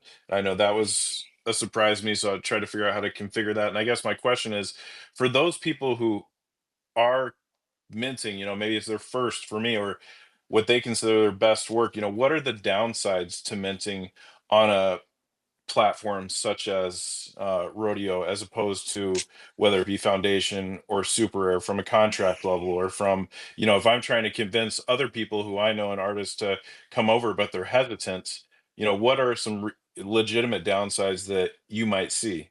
Cool. Yeah. I mean, Zach, just to broach the first one, the IPFS asset is the raw asset. So yes, like Rodeo is a high performant like platform. So we do a lot of like optimization to serve this. Like if you think about the feed, it's got to serve so much data to so many different types of people. So like it's not going to be the raw file. But what goes on IPFS is the raw file. So that should be just super clear to people. Zach, I think the trade-off that we're trying to strike is, I don't think that Rodeo is the preeminent creator tool in the sense that it's trying to build the most advanced creator tooling. It's actually trying to do the simplest thing possible that enables the creator to tap into the network. But from a provenance standpoint, I mean, this is why I think our legacy as like foundation is like, we know how to do this stuff. It's not like you're just on this like, I'm seeing these like shared contracts, custodial wallets, all this stuff. It's like, that's not happening. It's much more advanced than that. You're on your own contract. You control it. I can't possibly be more convincing than what happened with Jack Butcher. Like, if you don't believe you don't control it, like we weren't doing that stuff. That wasn't us. So, these are contracts that you own and control. They're the IPFS assets are pinned in raw file from what you upload. They're high res. And, I don't know. I mean, outside of you wanting to do complex things that the platform's not designed for, we don't have all the metadata controls that you would want. But I think that's really the point, which is the network is more valuable. And so I think like for us, it's trying to put constraints in that I think are optimized for the network and what the network stands for and what it's trying to deliver. I think a lot of the reasons why a lot of these other platforms can't deliver on discovery is that if you over complicate the creator tooling, it makes discovery impossible, because you're serving all sorts of files in all sorts of ways with all sorts of price points and all sorts of metadata that needs to be displayed in different ways. So we're opinionated. If your project doesn't map to the like kind of the nature of the platform, just like Twitter is not the place to release a long form essay, right? Like it was a place to kind of really restrict what you were doing to get the message across to the network. Rodeo is kind of designed similarly. So I don't think it's trying to force people into what they were doing prior and push it into Rodeo. I think it's really just them trying to embrace what the network is. But also, it's not something where you can kind of say it's low integrity, low quality, low provenance. I don't think those things are true. I think it's just an opinionated medium that I think offers a lot of value, because I think, like, it's cool that one of one's and you can control the metadata and put it up there, but if no one's interacting with it on chain, it's just not that interesting. Versus, I think, putting it on Rodeo, where what you're seeing now is people are being sort of pushed into a simpler format, but you're getting a lot of network engagement out of it, which I think makes it much richer. Does that answer your question? Yes, it does. That was helpful, because I definitely noticed as well that the metadata that I had added, because that didn't fit in the caption, I added to a description, and I definitely don't see it anywhere. But um, I definitely also agree with you with the network effect and the value there.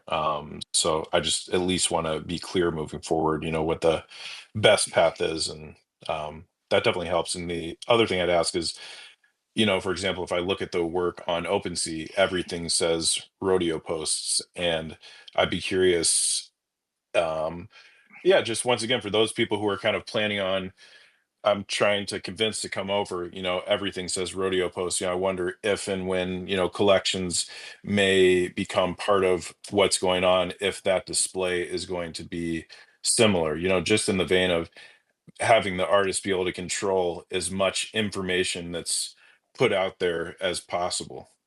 Yeah, I mean, one, you can edit the Rodeo post title. That's straight. You own it. You control it. Eh, That's just the default. That's just the default setting, and a lot of people have already done that.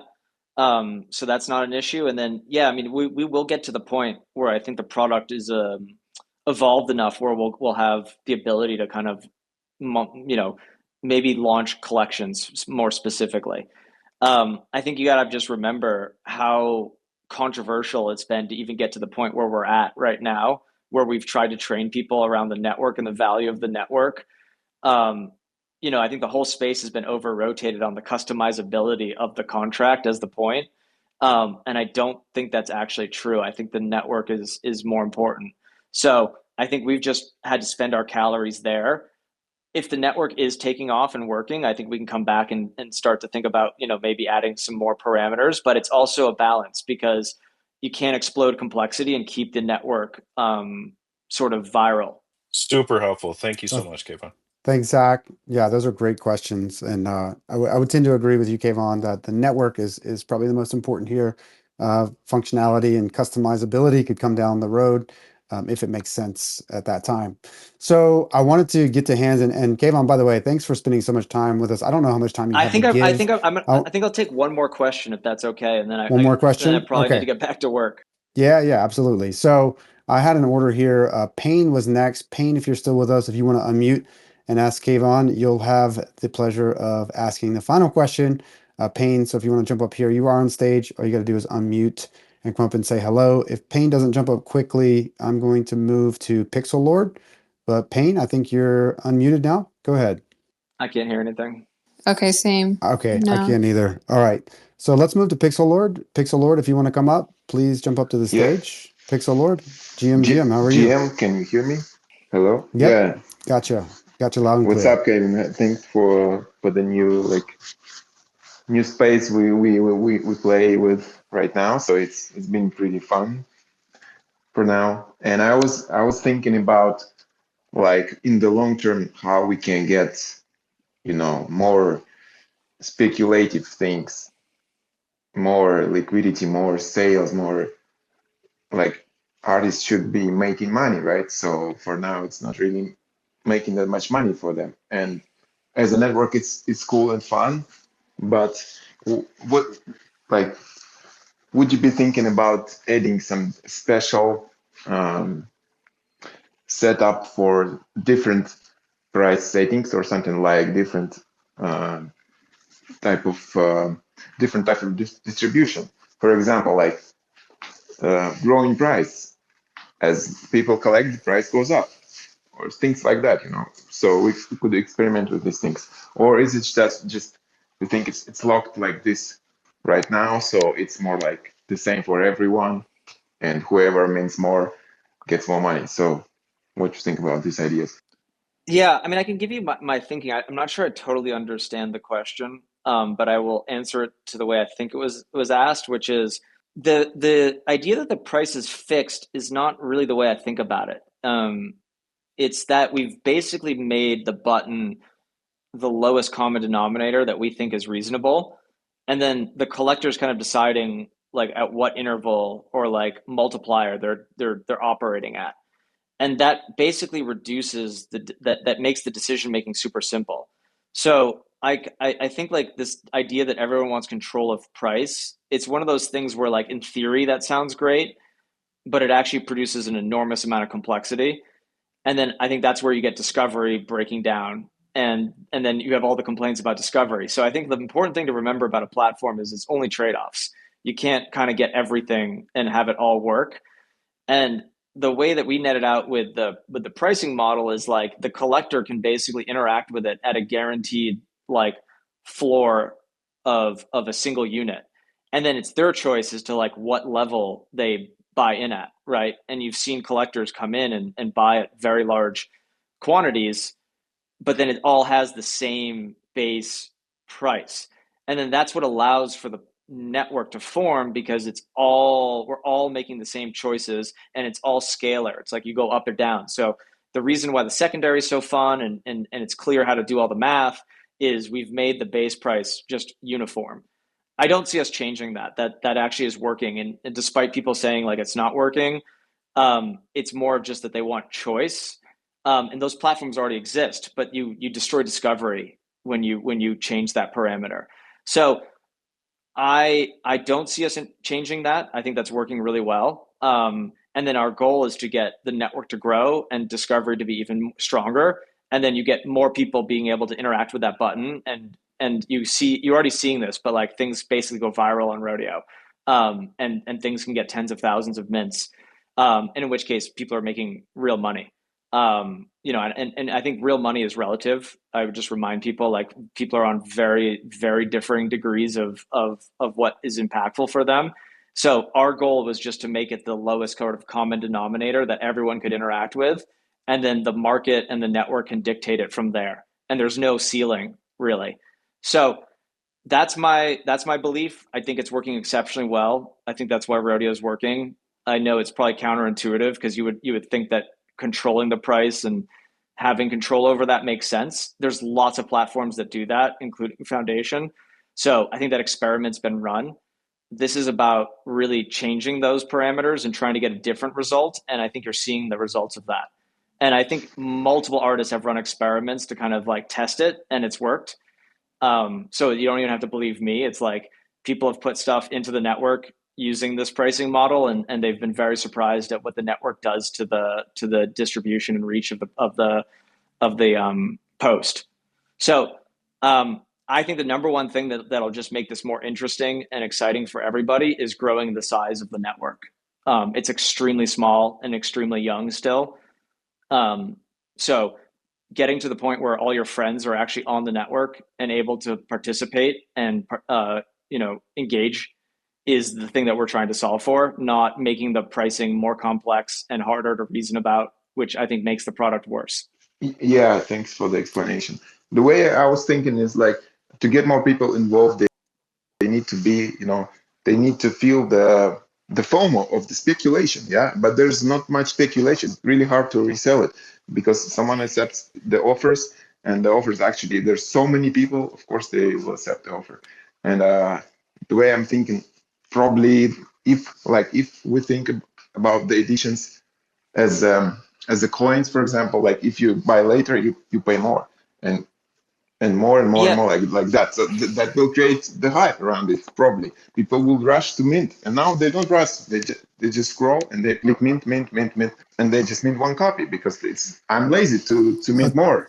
So this. If I could jump in too, I think Kayvon spoke on this earlier. If you've taken anything away from today, I think it's all about the network and the network is going to lean on the side of being diplomatic and inclusive. So if we're talking about Web3, this has got to also be accessible for people all across the world, which is why I think a 24-hour format works well. Yep. And I think a 30-cent price point works well too, because you alluded to this earlier, Kayvon. You were talking about Tabitha Booth and Jeremy Booth. Despite Tabitha's lack of experience in this career, she's selling at the same price point as her husband, Jeremy, who's obviously been championed in our industry. So I personally like that approach. I like that take. I think even, Rebecca can spin up a pseudonymous account and she's selling at 30 cents. This gives people a real chance to own a Rebecca Rose piece that they wouldn't be able to acquire otherwise. And I've done the same with my collection, to be quite honest. So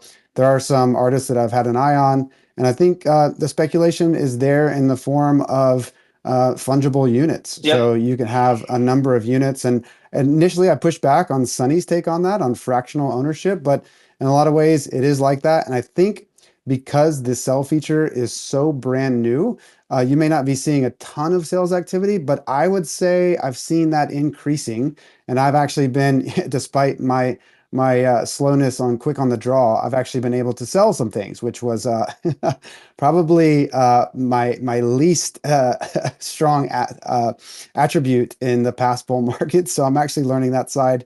But the fact that the offer goes out to everybody, I think is, again, it's a network effect. Everybody has the same fair chance, not only at minting, at selling at the same price for 24 hours, but also all collectors have the ability to take those offers. It goes out to everybody as soon as it's done. So I think don't you guys the find team that has you're done. like with the network effect, because like the workflow of like most of the stuff that happens in Web3 is that I'll put out a link, my network will go towards that, and then they can and participate, like earlier you guys had discussed a few things about scarcity and one of ones, but like there's a law called the laws of scarcity and demand on the marketplace, right? And like scarcity is a function of units, and then urgency is a function of time, and I think that like what you guys are doing is cool, for sure, but it's like you're creating a sense of urgency within your like algorithm, if that makes sense, to kind of like push it. I did get cut off earlier, but I think that like you, like as an artist that's been in this space and has been used in Foundation, I think that like what was important for me was like having this like relationship with my collectors that had a trusted contract that they could go click the link, they're not getting rugged, they pay, and they get the art, but I think what was important is essentially like creating that network and then pointing them to a link, like, and it was really on the backs of artists sharing their artwork and then sending their collectors to that link, Cool. I gotta hop at this point. I think we've really broached a lot of the topics. This doesn't need to be the last time I'm on here, and I'm happy to answer more questions. But I think we're at the point where I think the community is definitely starting to get it. Just like this like spectrum of speculation to non-speculation, control, not control. I mean, they're all decisions and trade-offs. And I think our goal with Rodeo is to level the playing field and get as many people involved as possible and make it as fun as possible. I'm glad to see people talking about it. I'm glad to see people experimenting with it. We're nowhere near done. So I got to get back to work and continue Can you working please on get it. the dev to refresh the metadata for my Foundation art I bought and minted, please? It's Yep. not showing up. Okay. Yeah. Kayvon, I just wanted to very quickly say thank you so much for taking the time. I know you were very patiently answering a lot of questions. And more importantly, I just want to add that, I definitely personally look beyond just a product, and I look at the leadership and the team behind it. And it definitely shows all of the time, the effort that you've been putting in and how you spoke today on the space. So just best of luck with everything. Thank you so much for the time today. And yeah, just want to see Rodeo succeed. So we need to see people and leaders like you in this space for longevity. So thank you again for everything, and hope you have a good rest of your day. Thank you so much for having me, and it was really a joy to talk with you all. Have a great day. Okay, so I do see a lot of other hands up. I don't know if those were specifically, obviously, questions for Kayvon, but I don't want to ignore anybody, and I know people have been patiently waiting. So Milton, maybe we just continue making our way around the room. Hopefully we can have we can help out people if there are questions. But yeah, I do think that Kayvon's also very much open in terms of, I think he recently put out a thread asking for feedback, and he has been pretty good at going back and responding to people. So I do want to just mention, if maybe you guys had a question that was very specific to him, hop on his thread and definitely drop your questions there. But Mike Nash, you've been very patiently waiting. I'll hand you the mic. What's going on? How are Hey, you? hey, what's up, guys? What's up, homies? Um, man, I don't know, and I might be like super Milton, I can't naive. hear him. Can you hear So, me? Can you hear me, I can guys? hear him. okay, Yeah, I yeah, see. yeah, Yeah. I yeah. can't We'll go back jump and off, forth. but I'll let you handle Oh this. Yeah. no. I got you, Mike. Oh, that Run it, sucks. baby. How you doing, man? Hey, man, I'm gonna make it, bro. Um, um, Man, I tell you what, dude. I mean, I don't know all the ins and outs of everything, but this feels a lot like early 21 Hickok Nook, and it's so fucking fun, man. I mean, it's like it's fast, it's cheap, you're discovering shit. You have to do your own damn research, when it comes to copy mints, when it comes to like nefarious actors. You gotta like kind of like dig through the weeds. And you know hell, back in the day, dude, like I'd get two pieces and I'd sell one for 2x so I could have a free piece. I mean, this 5x thing, I mean, holy shit. I mean, that's like a lot, and it's um it's fun, it's fast, and it's like you're finding new people, you're doing your own research, you're finding pages, you're finding new followers, like active people that are actually going to talk to you. The social aspect of it's like really rad. Because I mean, we didn't have that on Hickok really. I mean, we had to like come back to X and all that shit. Um, but it feels like, and I don't know if a homeboy like was like an old school Hickok Nakomian, and I know like two different songwriters can write the same song in two different parts of the world, but this feels very similar, and and I'm loving it, dude. Mike, I'm gonna agree with you there. I actually didn't play around on Hin, but I know there was a different theme of collecting. It was more fun. It was more fast paced. It was more about trading, discoverability. So I've heard a lot of the parallels, and I see that you're minting there. But I just wanted to talk to you as a creator if you feel like you're minting the same style of artwork, because I think we're seeing these different bodies of thought coming around with creators as far as some people are saying, okay, I'm minting my work in progress. Like Yini Passanen did that, for example. She kind of did an experiment, just doing a very short snippet of work as a whip.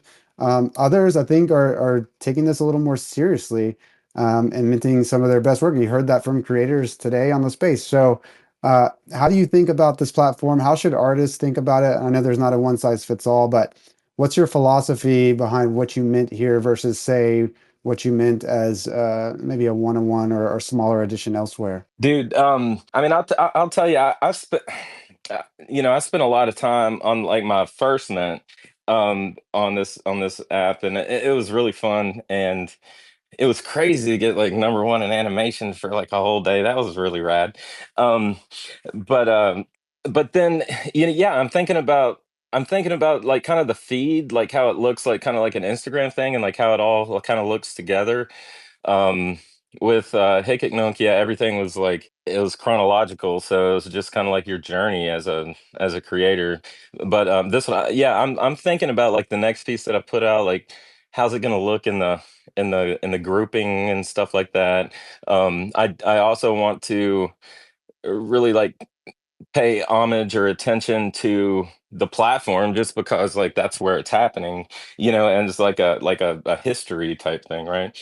Um, so yeah, I'm kind of revisiting like some of my older stuff, but I'm being very strategic with the way the work looks as a collection on this platform.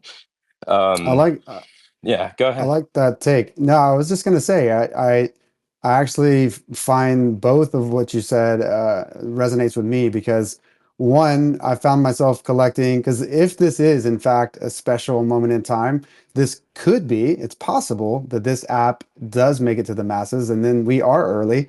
We said that a lot, don't we? But we could in fact be early here. If that's the case, then these 5x, 10x, 50x, 100x, I've found myself collecting some of the art that's giving a head nod to that. And who knows if that even stays? That might not even be sustainable, right? Like you said, a 2x is a good flip. on Hic et Nunc. And I agree. I'm collecting two of everything to try and keep one and sell one. But also, I would agree with what you said. I'm looking at my rodeo feed now, and I thought the first person who nailed this was Cats Will Eat You. I believe that is his name. And he's got a 3x3 grid that all function together when you look at it in your collection. And he's got some that run horizontally that are a 3x1 grid. So Dude, and I collected that so much faster than I should have. I didn't like wait for the mints, and it got jumbled up. Oh man, I did it in the right order, but like my collection got jumbled up because of the fucking chain. But dude, I think it's you so know what rad. jumbles it up Eh, too is when you sell a piece, it throws it out of order. So I Oh, I wonder if they're haven't going to done any of make. that, dude. I'm so afraid to sell anything, man. I don't know. When an offer comes in, I'm like, oh, that means it's special. I need to hold on to that. Um, but You need a Empress vault account Trash that did you kind can of a thing curate. too. Yeah, I need a like a shadow account, like a Nike Mash account or something. Yeah. I'm with you. I don't want to disturb my little 3x3 grid that I've got going on. So I feel you. Maybe a second account is in order. That's the beautiful thing about crypto. We can spin up a million wallets, can't we? So looking forward to maybe getting my second account like Rebecca's already done. I wanted to keep it moving. Mike, unless you had anything to add, we have a few more hands, and I know we're trying probably not to go the 4 hour mark today. I've got some things I got to do. I know Vasia does too. So I wanted to pass the mic. But Mike, good to hear from you, man. Check out Mike's work. You've got what, 6 or 7 pieces there, at least I think now, and it sounds like you're putting a lot of thought into what you're minting there. I appreciate that, especially thinking about it per platform. I think there's something special there, especially if this takes off like it started to do. So, Mike, thanks again, man. Thanks for being with us. Good to hear from you. I wanted to pass the mic over to, I see Bauman here is got their hand up. They have had it up for some time. Thank you for being patient. We've also got Frugit on the stage, Plotsky as well that I want to get to. And Hey TVM was speaking earlier, but we'll let them jump on one more time. But Bauman, go ahead. GM, how are you? Hi everyone, I'm great. I want to just share my experience here. I spending like 35 days on Rodeo. It was great. Man, it was a revolution. It was a revolution, you know.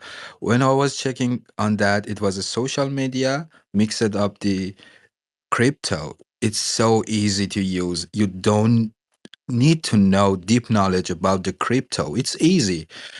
Just one click and mint, and it has minimalist, but at the same time, it has the technology. You have the secondary on Magic Eden, on OpenSea, and other platforms. And also, it was something great about this platform. I myself love that. Is the price are the same. It doesn't matter if you are Leonardo da Vinci or an unknown artist. The price is the same. Size of the community, budgets, or quality of arts, of course, should be different. This is universe. We can't change that, but you know, this platform give you this opportunity to be seen. People can know you. And the second revolution about this platform I love the most, it's, you know, when I was minting on other platforms, I have to share the links on the social medias like X, Instagram. You know, I have to do that. It was no choice to be seen. But this platform, it's like mixed with the social media. You can talk in direct with the artists you like. You can mint. You can, after minting, writing comments. They can know you. It's great. It took me just 5 days to delete my link tree from the biography to be easy access to see my rodeo. A lot of friends asking me how to use rodeo, what's the rules, and I was uh, answering them a lot, expending time. But after a week, I try a new strategy. I tried a new way to how to know the rodeo. You can just sign up, come to rodeo, collect fives or six. You can see how it's working, what people doing there. I think it's great. It's really really great. Yeah, And Bama, and I think you're mirroring what a lot of other creators and collectors have said last week, which is we've been trying to stir the pot a little bit and get some contention going, as you might have noticed. But And all in all, I think the most response that we're getting is very positive. I think the UI, the UX is very smooth, and actually, I think Kayvon has delivered on what he spoke about earlier. I'd never heard him say that, but it's rung true with me in getting your friends that are not in Web3 in this app and collecting. I had that experience recently, and it was pretty seamless. So, no, I appreciate your feedback, Baman, and thanks. I think this was your first time being on the show. Definitely come back and join us again. I did want to pass the mic. Plotsky, I believe, was next. Plotsky, GM, how are you? Hi, good morning.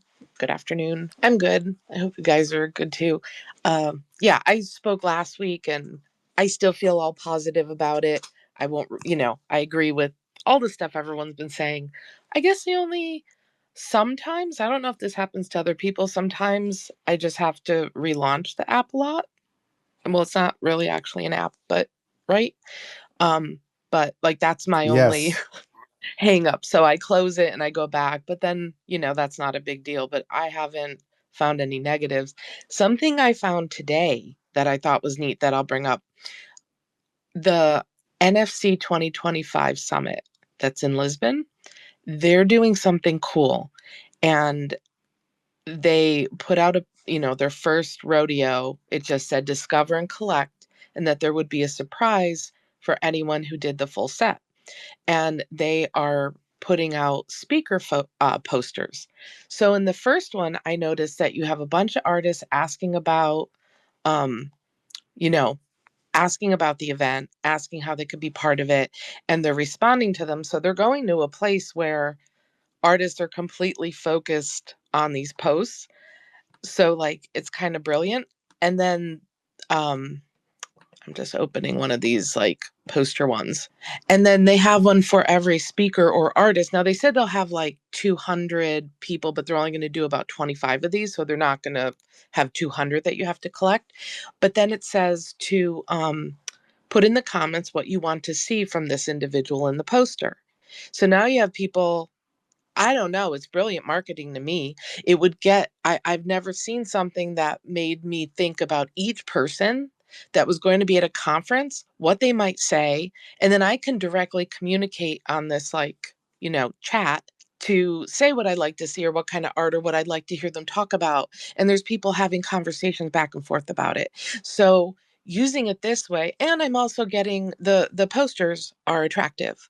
So I'm getting everything. I'm getting to collect and get information. And I have never interacted with any conferences advertising this much, or I don't think other people. So I just wanted to bring light to that. You could really get, with all the other ways we see people getting creative too, this is a cool way too.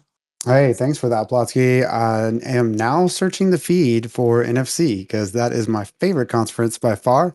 And if I have some say on what I get to hear from these awesome speakers, even better. I'm happy to collect. And yeah, it's a cheap 30 cents to get my say in and perhaps get something special. I'm game. And thanks for joining us again, Plotsky. I appreciate it. Thanks for coming back. I'm curious to hear what the community thinks about. We talked a lot about commenting, and people seem to love it. I have heard one critique of the comment section in that you have to pay to play to comment. I'm curious if anybody has thoughts on that. Feel free to chime in. Plotsky, you can do so if you want. Although I also see Hey TVM has their hand up. So whoever's first to the mic I'll can just say, answer that. And then, yeah, go I'm ahead. Go here. ahead. No, I'll just say, yeah, I think that's cool. I noticed it. It didn't bother me. I mean, I don't think anyone wants to comment on an image so bad that they'd get angry that if they didn't spend the 30 cents, they couldn't, because people are usually, just appreciating and like giving good comments. But wouldn't that be cool if there was some controversial stuff put up just to start conversations and you had to pay them to get in that heated conversation? That would be cool. Because like if you had negative things to say, or like, an opposing opinion on it, now you have to pay that artist or organization to talk about it. So that'll be cool to see when that happens. Someone's going to do that today now. Put some kind of spicy topic up to debate. Like you could just have debates on there. That's wow, that's cool. Pay to troll. I love it. Or yeah, pay to disagree. We need to get Ahmed on there. I think he'd make quite a bit out of his mints for sure. No, Plotsky, that's a great idea. We've seen some cool experiments taking place, and you just announced a couple more, which I'm sure we'll see soon enough. So thanks for joining the combo once again. We hope to have you back next week as well. Hey, TVM, you had your hand raised. We can go to you next. I mean, wouldn't it be great if the entire world worked like this, where you had to pay to contribute and give your stupid opinion about things? It would be fantastic.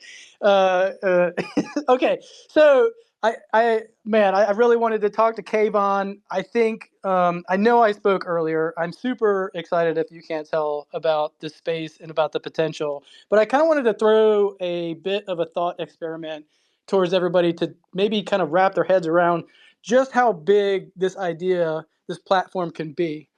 Not that everybody's excited about, let's say, the Hawk 2 girl and the whole Hawk 2 meme coin. But imagine in your mind's eye for a second a world and a universe where instead of doing a greater fool meme coin pump and dump, instead she joined the platform and then would be currently monetizing that attention and not completely hated by everybody for being part of a scam, which I don't know the whole story there. I don't know too much about it. But my point is, on every other platform that you go on, whether you go on TikTok, you go on YouTube, you go on Twitter, it doesn't matter. There's all these rules, gates, and obstacles in order for you to be considered for monetization. And I hate to always bring things back to money, but let's be honest. People people are on TikTok hawking crappy Timu goods, okay, being a Timu spokesperson so they can get a product as a piece of crap to sell to somebody that will break in 2 minutes and they get a cut of that monetization of their attention for somebody else, and it's geared towards somebody else. I don't think everybody understands how hard it is to monetize instantly so that you can start developing your own attention. Again, it's not always about money, but it certainly helps. And I think that'll be the thing that makes people rush here. And imagine for 1 second, Mr. Beast comes to Rodeo. Okay, that's crazy. Probably not going to happen. But imagine it for a second. There's 2 factors there. 1, he would bring a ton of people. 2, a ton of people would miss that, and then everybody would mint 1,000 Mr. Beast posts and then dump it on the people who were on vacation in that 24 hours, wasn't paying attention or didn't understand it, didn't come to it. This is going to eat all social media platforms alive. And if they don't adopt something like this and fast, they're going to get eaten alive. So, because I believe this idea is bigger than just art, which I love. I think most great things start with art, but it will transcend that to monetizing attention immediately. So that's why I said, Honestly, yeah. hey, TVM, no, I think you're not far off. And last week, Brian Brinkman brought up the fact that typically teams like Kayvon's are looking to sell. And so it wouldn't surprise me if this caught fire, if a big bad social media company came to swoop in for many millions of dollars to acquire this platform. And that's actually probably my biggest fear about this platform, because we've seen big brands in 2021 think they know what they're doing, think they have their finger on the pulse, only to completely drop the ball and lose sight of kind of the ethos that we've got over here. Well, So not everything will yeah, be built on Noster and ordinals. Okay, in an ideal world, everybody would control their own relays. You'd be able to pick up your profile, move it all over, whatever. But it's not profitable yet for somebody to develop something like Primal, right? Which is still a $60 subscription. And then, in terms of the art existing forever, ordinals are perfect.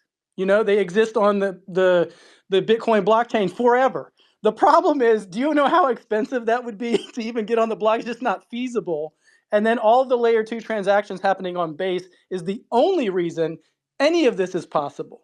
Okay? So as I am very concerned, just like you, that somebody's going to swoop in and buy this, this doesn't get developed without it. So it'll tread a path, and then there will be other options. If you don't know about Noster, I wish everybody would just go to Nostr, and then we remove all third parties. That's just not going to happen for a while, a long time, until we get burned 100 times. I agree. I agree. We do like our Stockholm syndrome here. So no, it's going to take a while. I think that overall Rodeo has done a pretty good job again of obfuscating the tech part, and they're going to release more creator tools. I know the creators are a little antsy to have more control, but I think less control is going to boost the network effect for now. So I would say they're on the right path there for growing this network. And again, Dune Analytics just shows a giant parabola up and to the right of people participating in this network. So if that's their goal, they're achieving that one. So far so good as far as what their vision is and executing on that vision. But yeah, thanks, Hey TVM, for that. Noster's probably a few decades away. I'm with you. It would be nice in a perfect world. Maybe we'll get to that utopia one day. But I hope you'll come back and join us next week. We'll have a topic coming at you, and you had great feedback. So we'd love to have you back on stage. I know Vasia has got some remarks she wants to wrap up with, and she always has great takeaways. So Vasia, I'm going to hand the mic back over to you, and we'll start to proverbially land this plane. Thank you. Yeah, I did have a hard stop at 3:30 today, so I'm going to just quickly close us out with some key takeaways. And first of all, thank you everyone for joining, especially those that returned for part 2 of the conversation. I specifically loved having Kayvon on just to hear directly from the source. And what, again, I mentioned this briefly before, but what I personally look at is who's behind that product and what team and leadership specifically is there. And just hearing his responses, his comments, him taking the time to join us today, and the fact that they really are about listening to the community. I give him a lot of credit. So this looks like something that I think is going to go far. And I specifically love the fact that, you know, when you're building in public, someone mentioned that term earlier, it's not easy and you get a lot of critique, and where it's very easy to critique when you don't know what actually goes on behind the scenes in order to bring a product to life. So I just want to reiterate, I think what Milton mentioned earlier about when we give critiques or feedback, it's done respectfully and in a matter to just help everyone grow. The better that they do, the better we all do.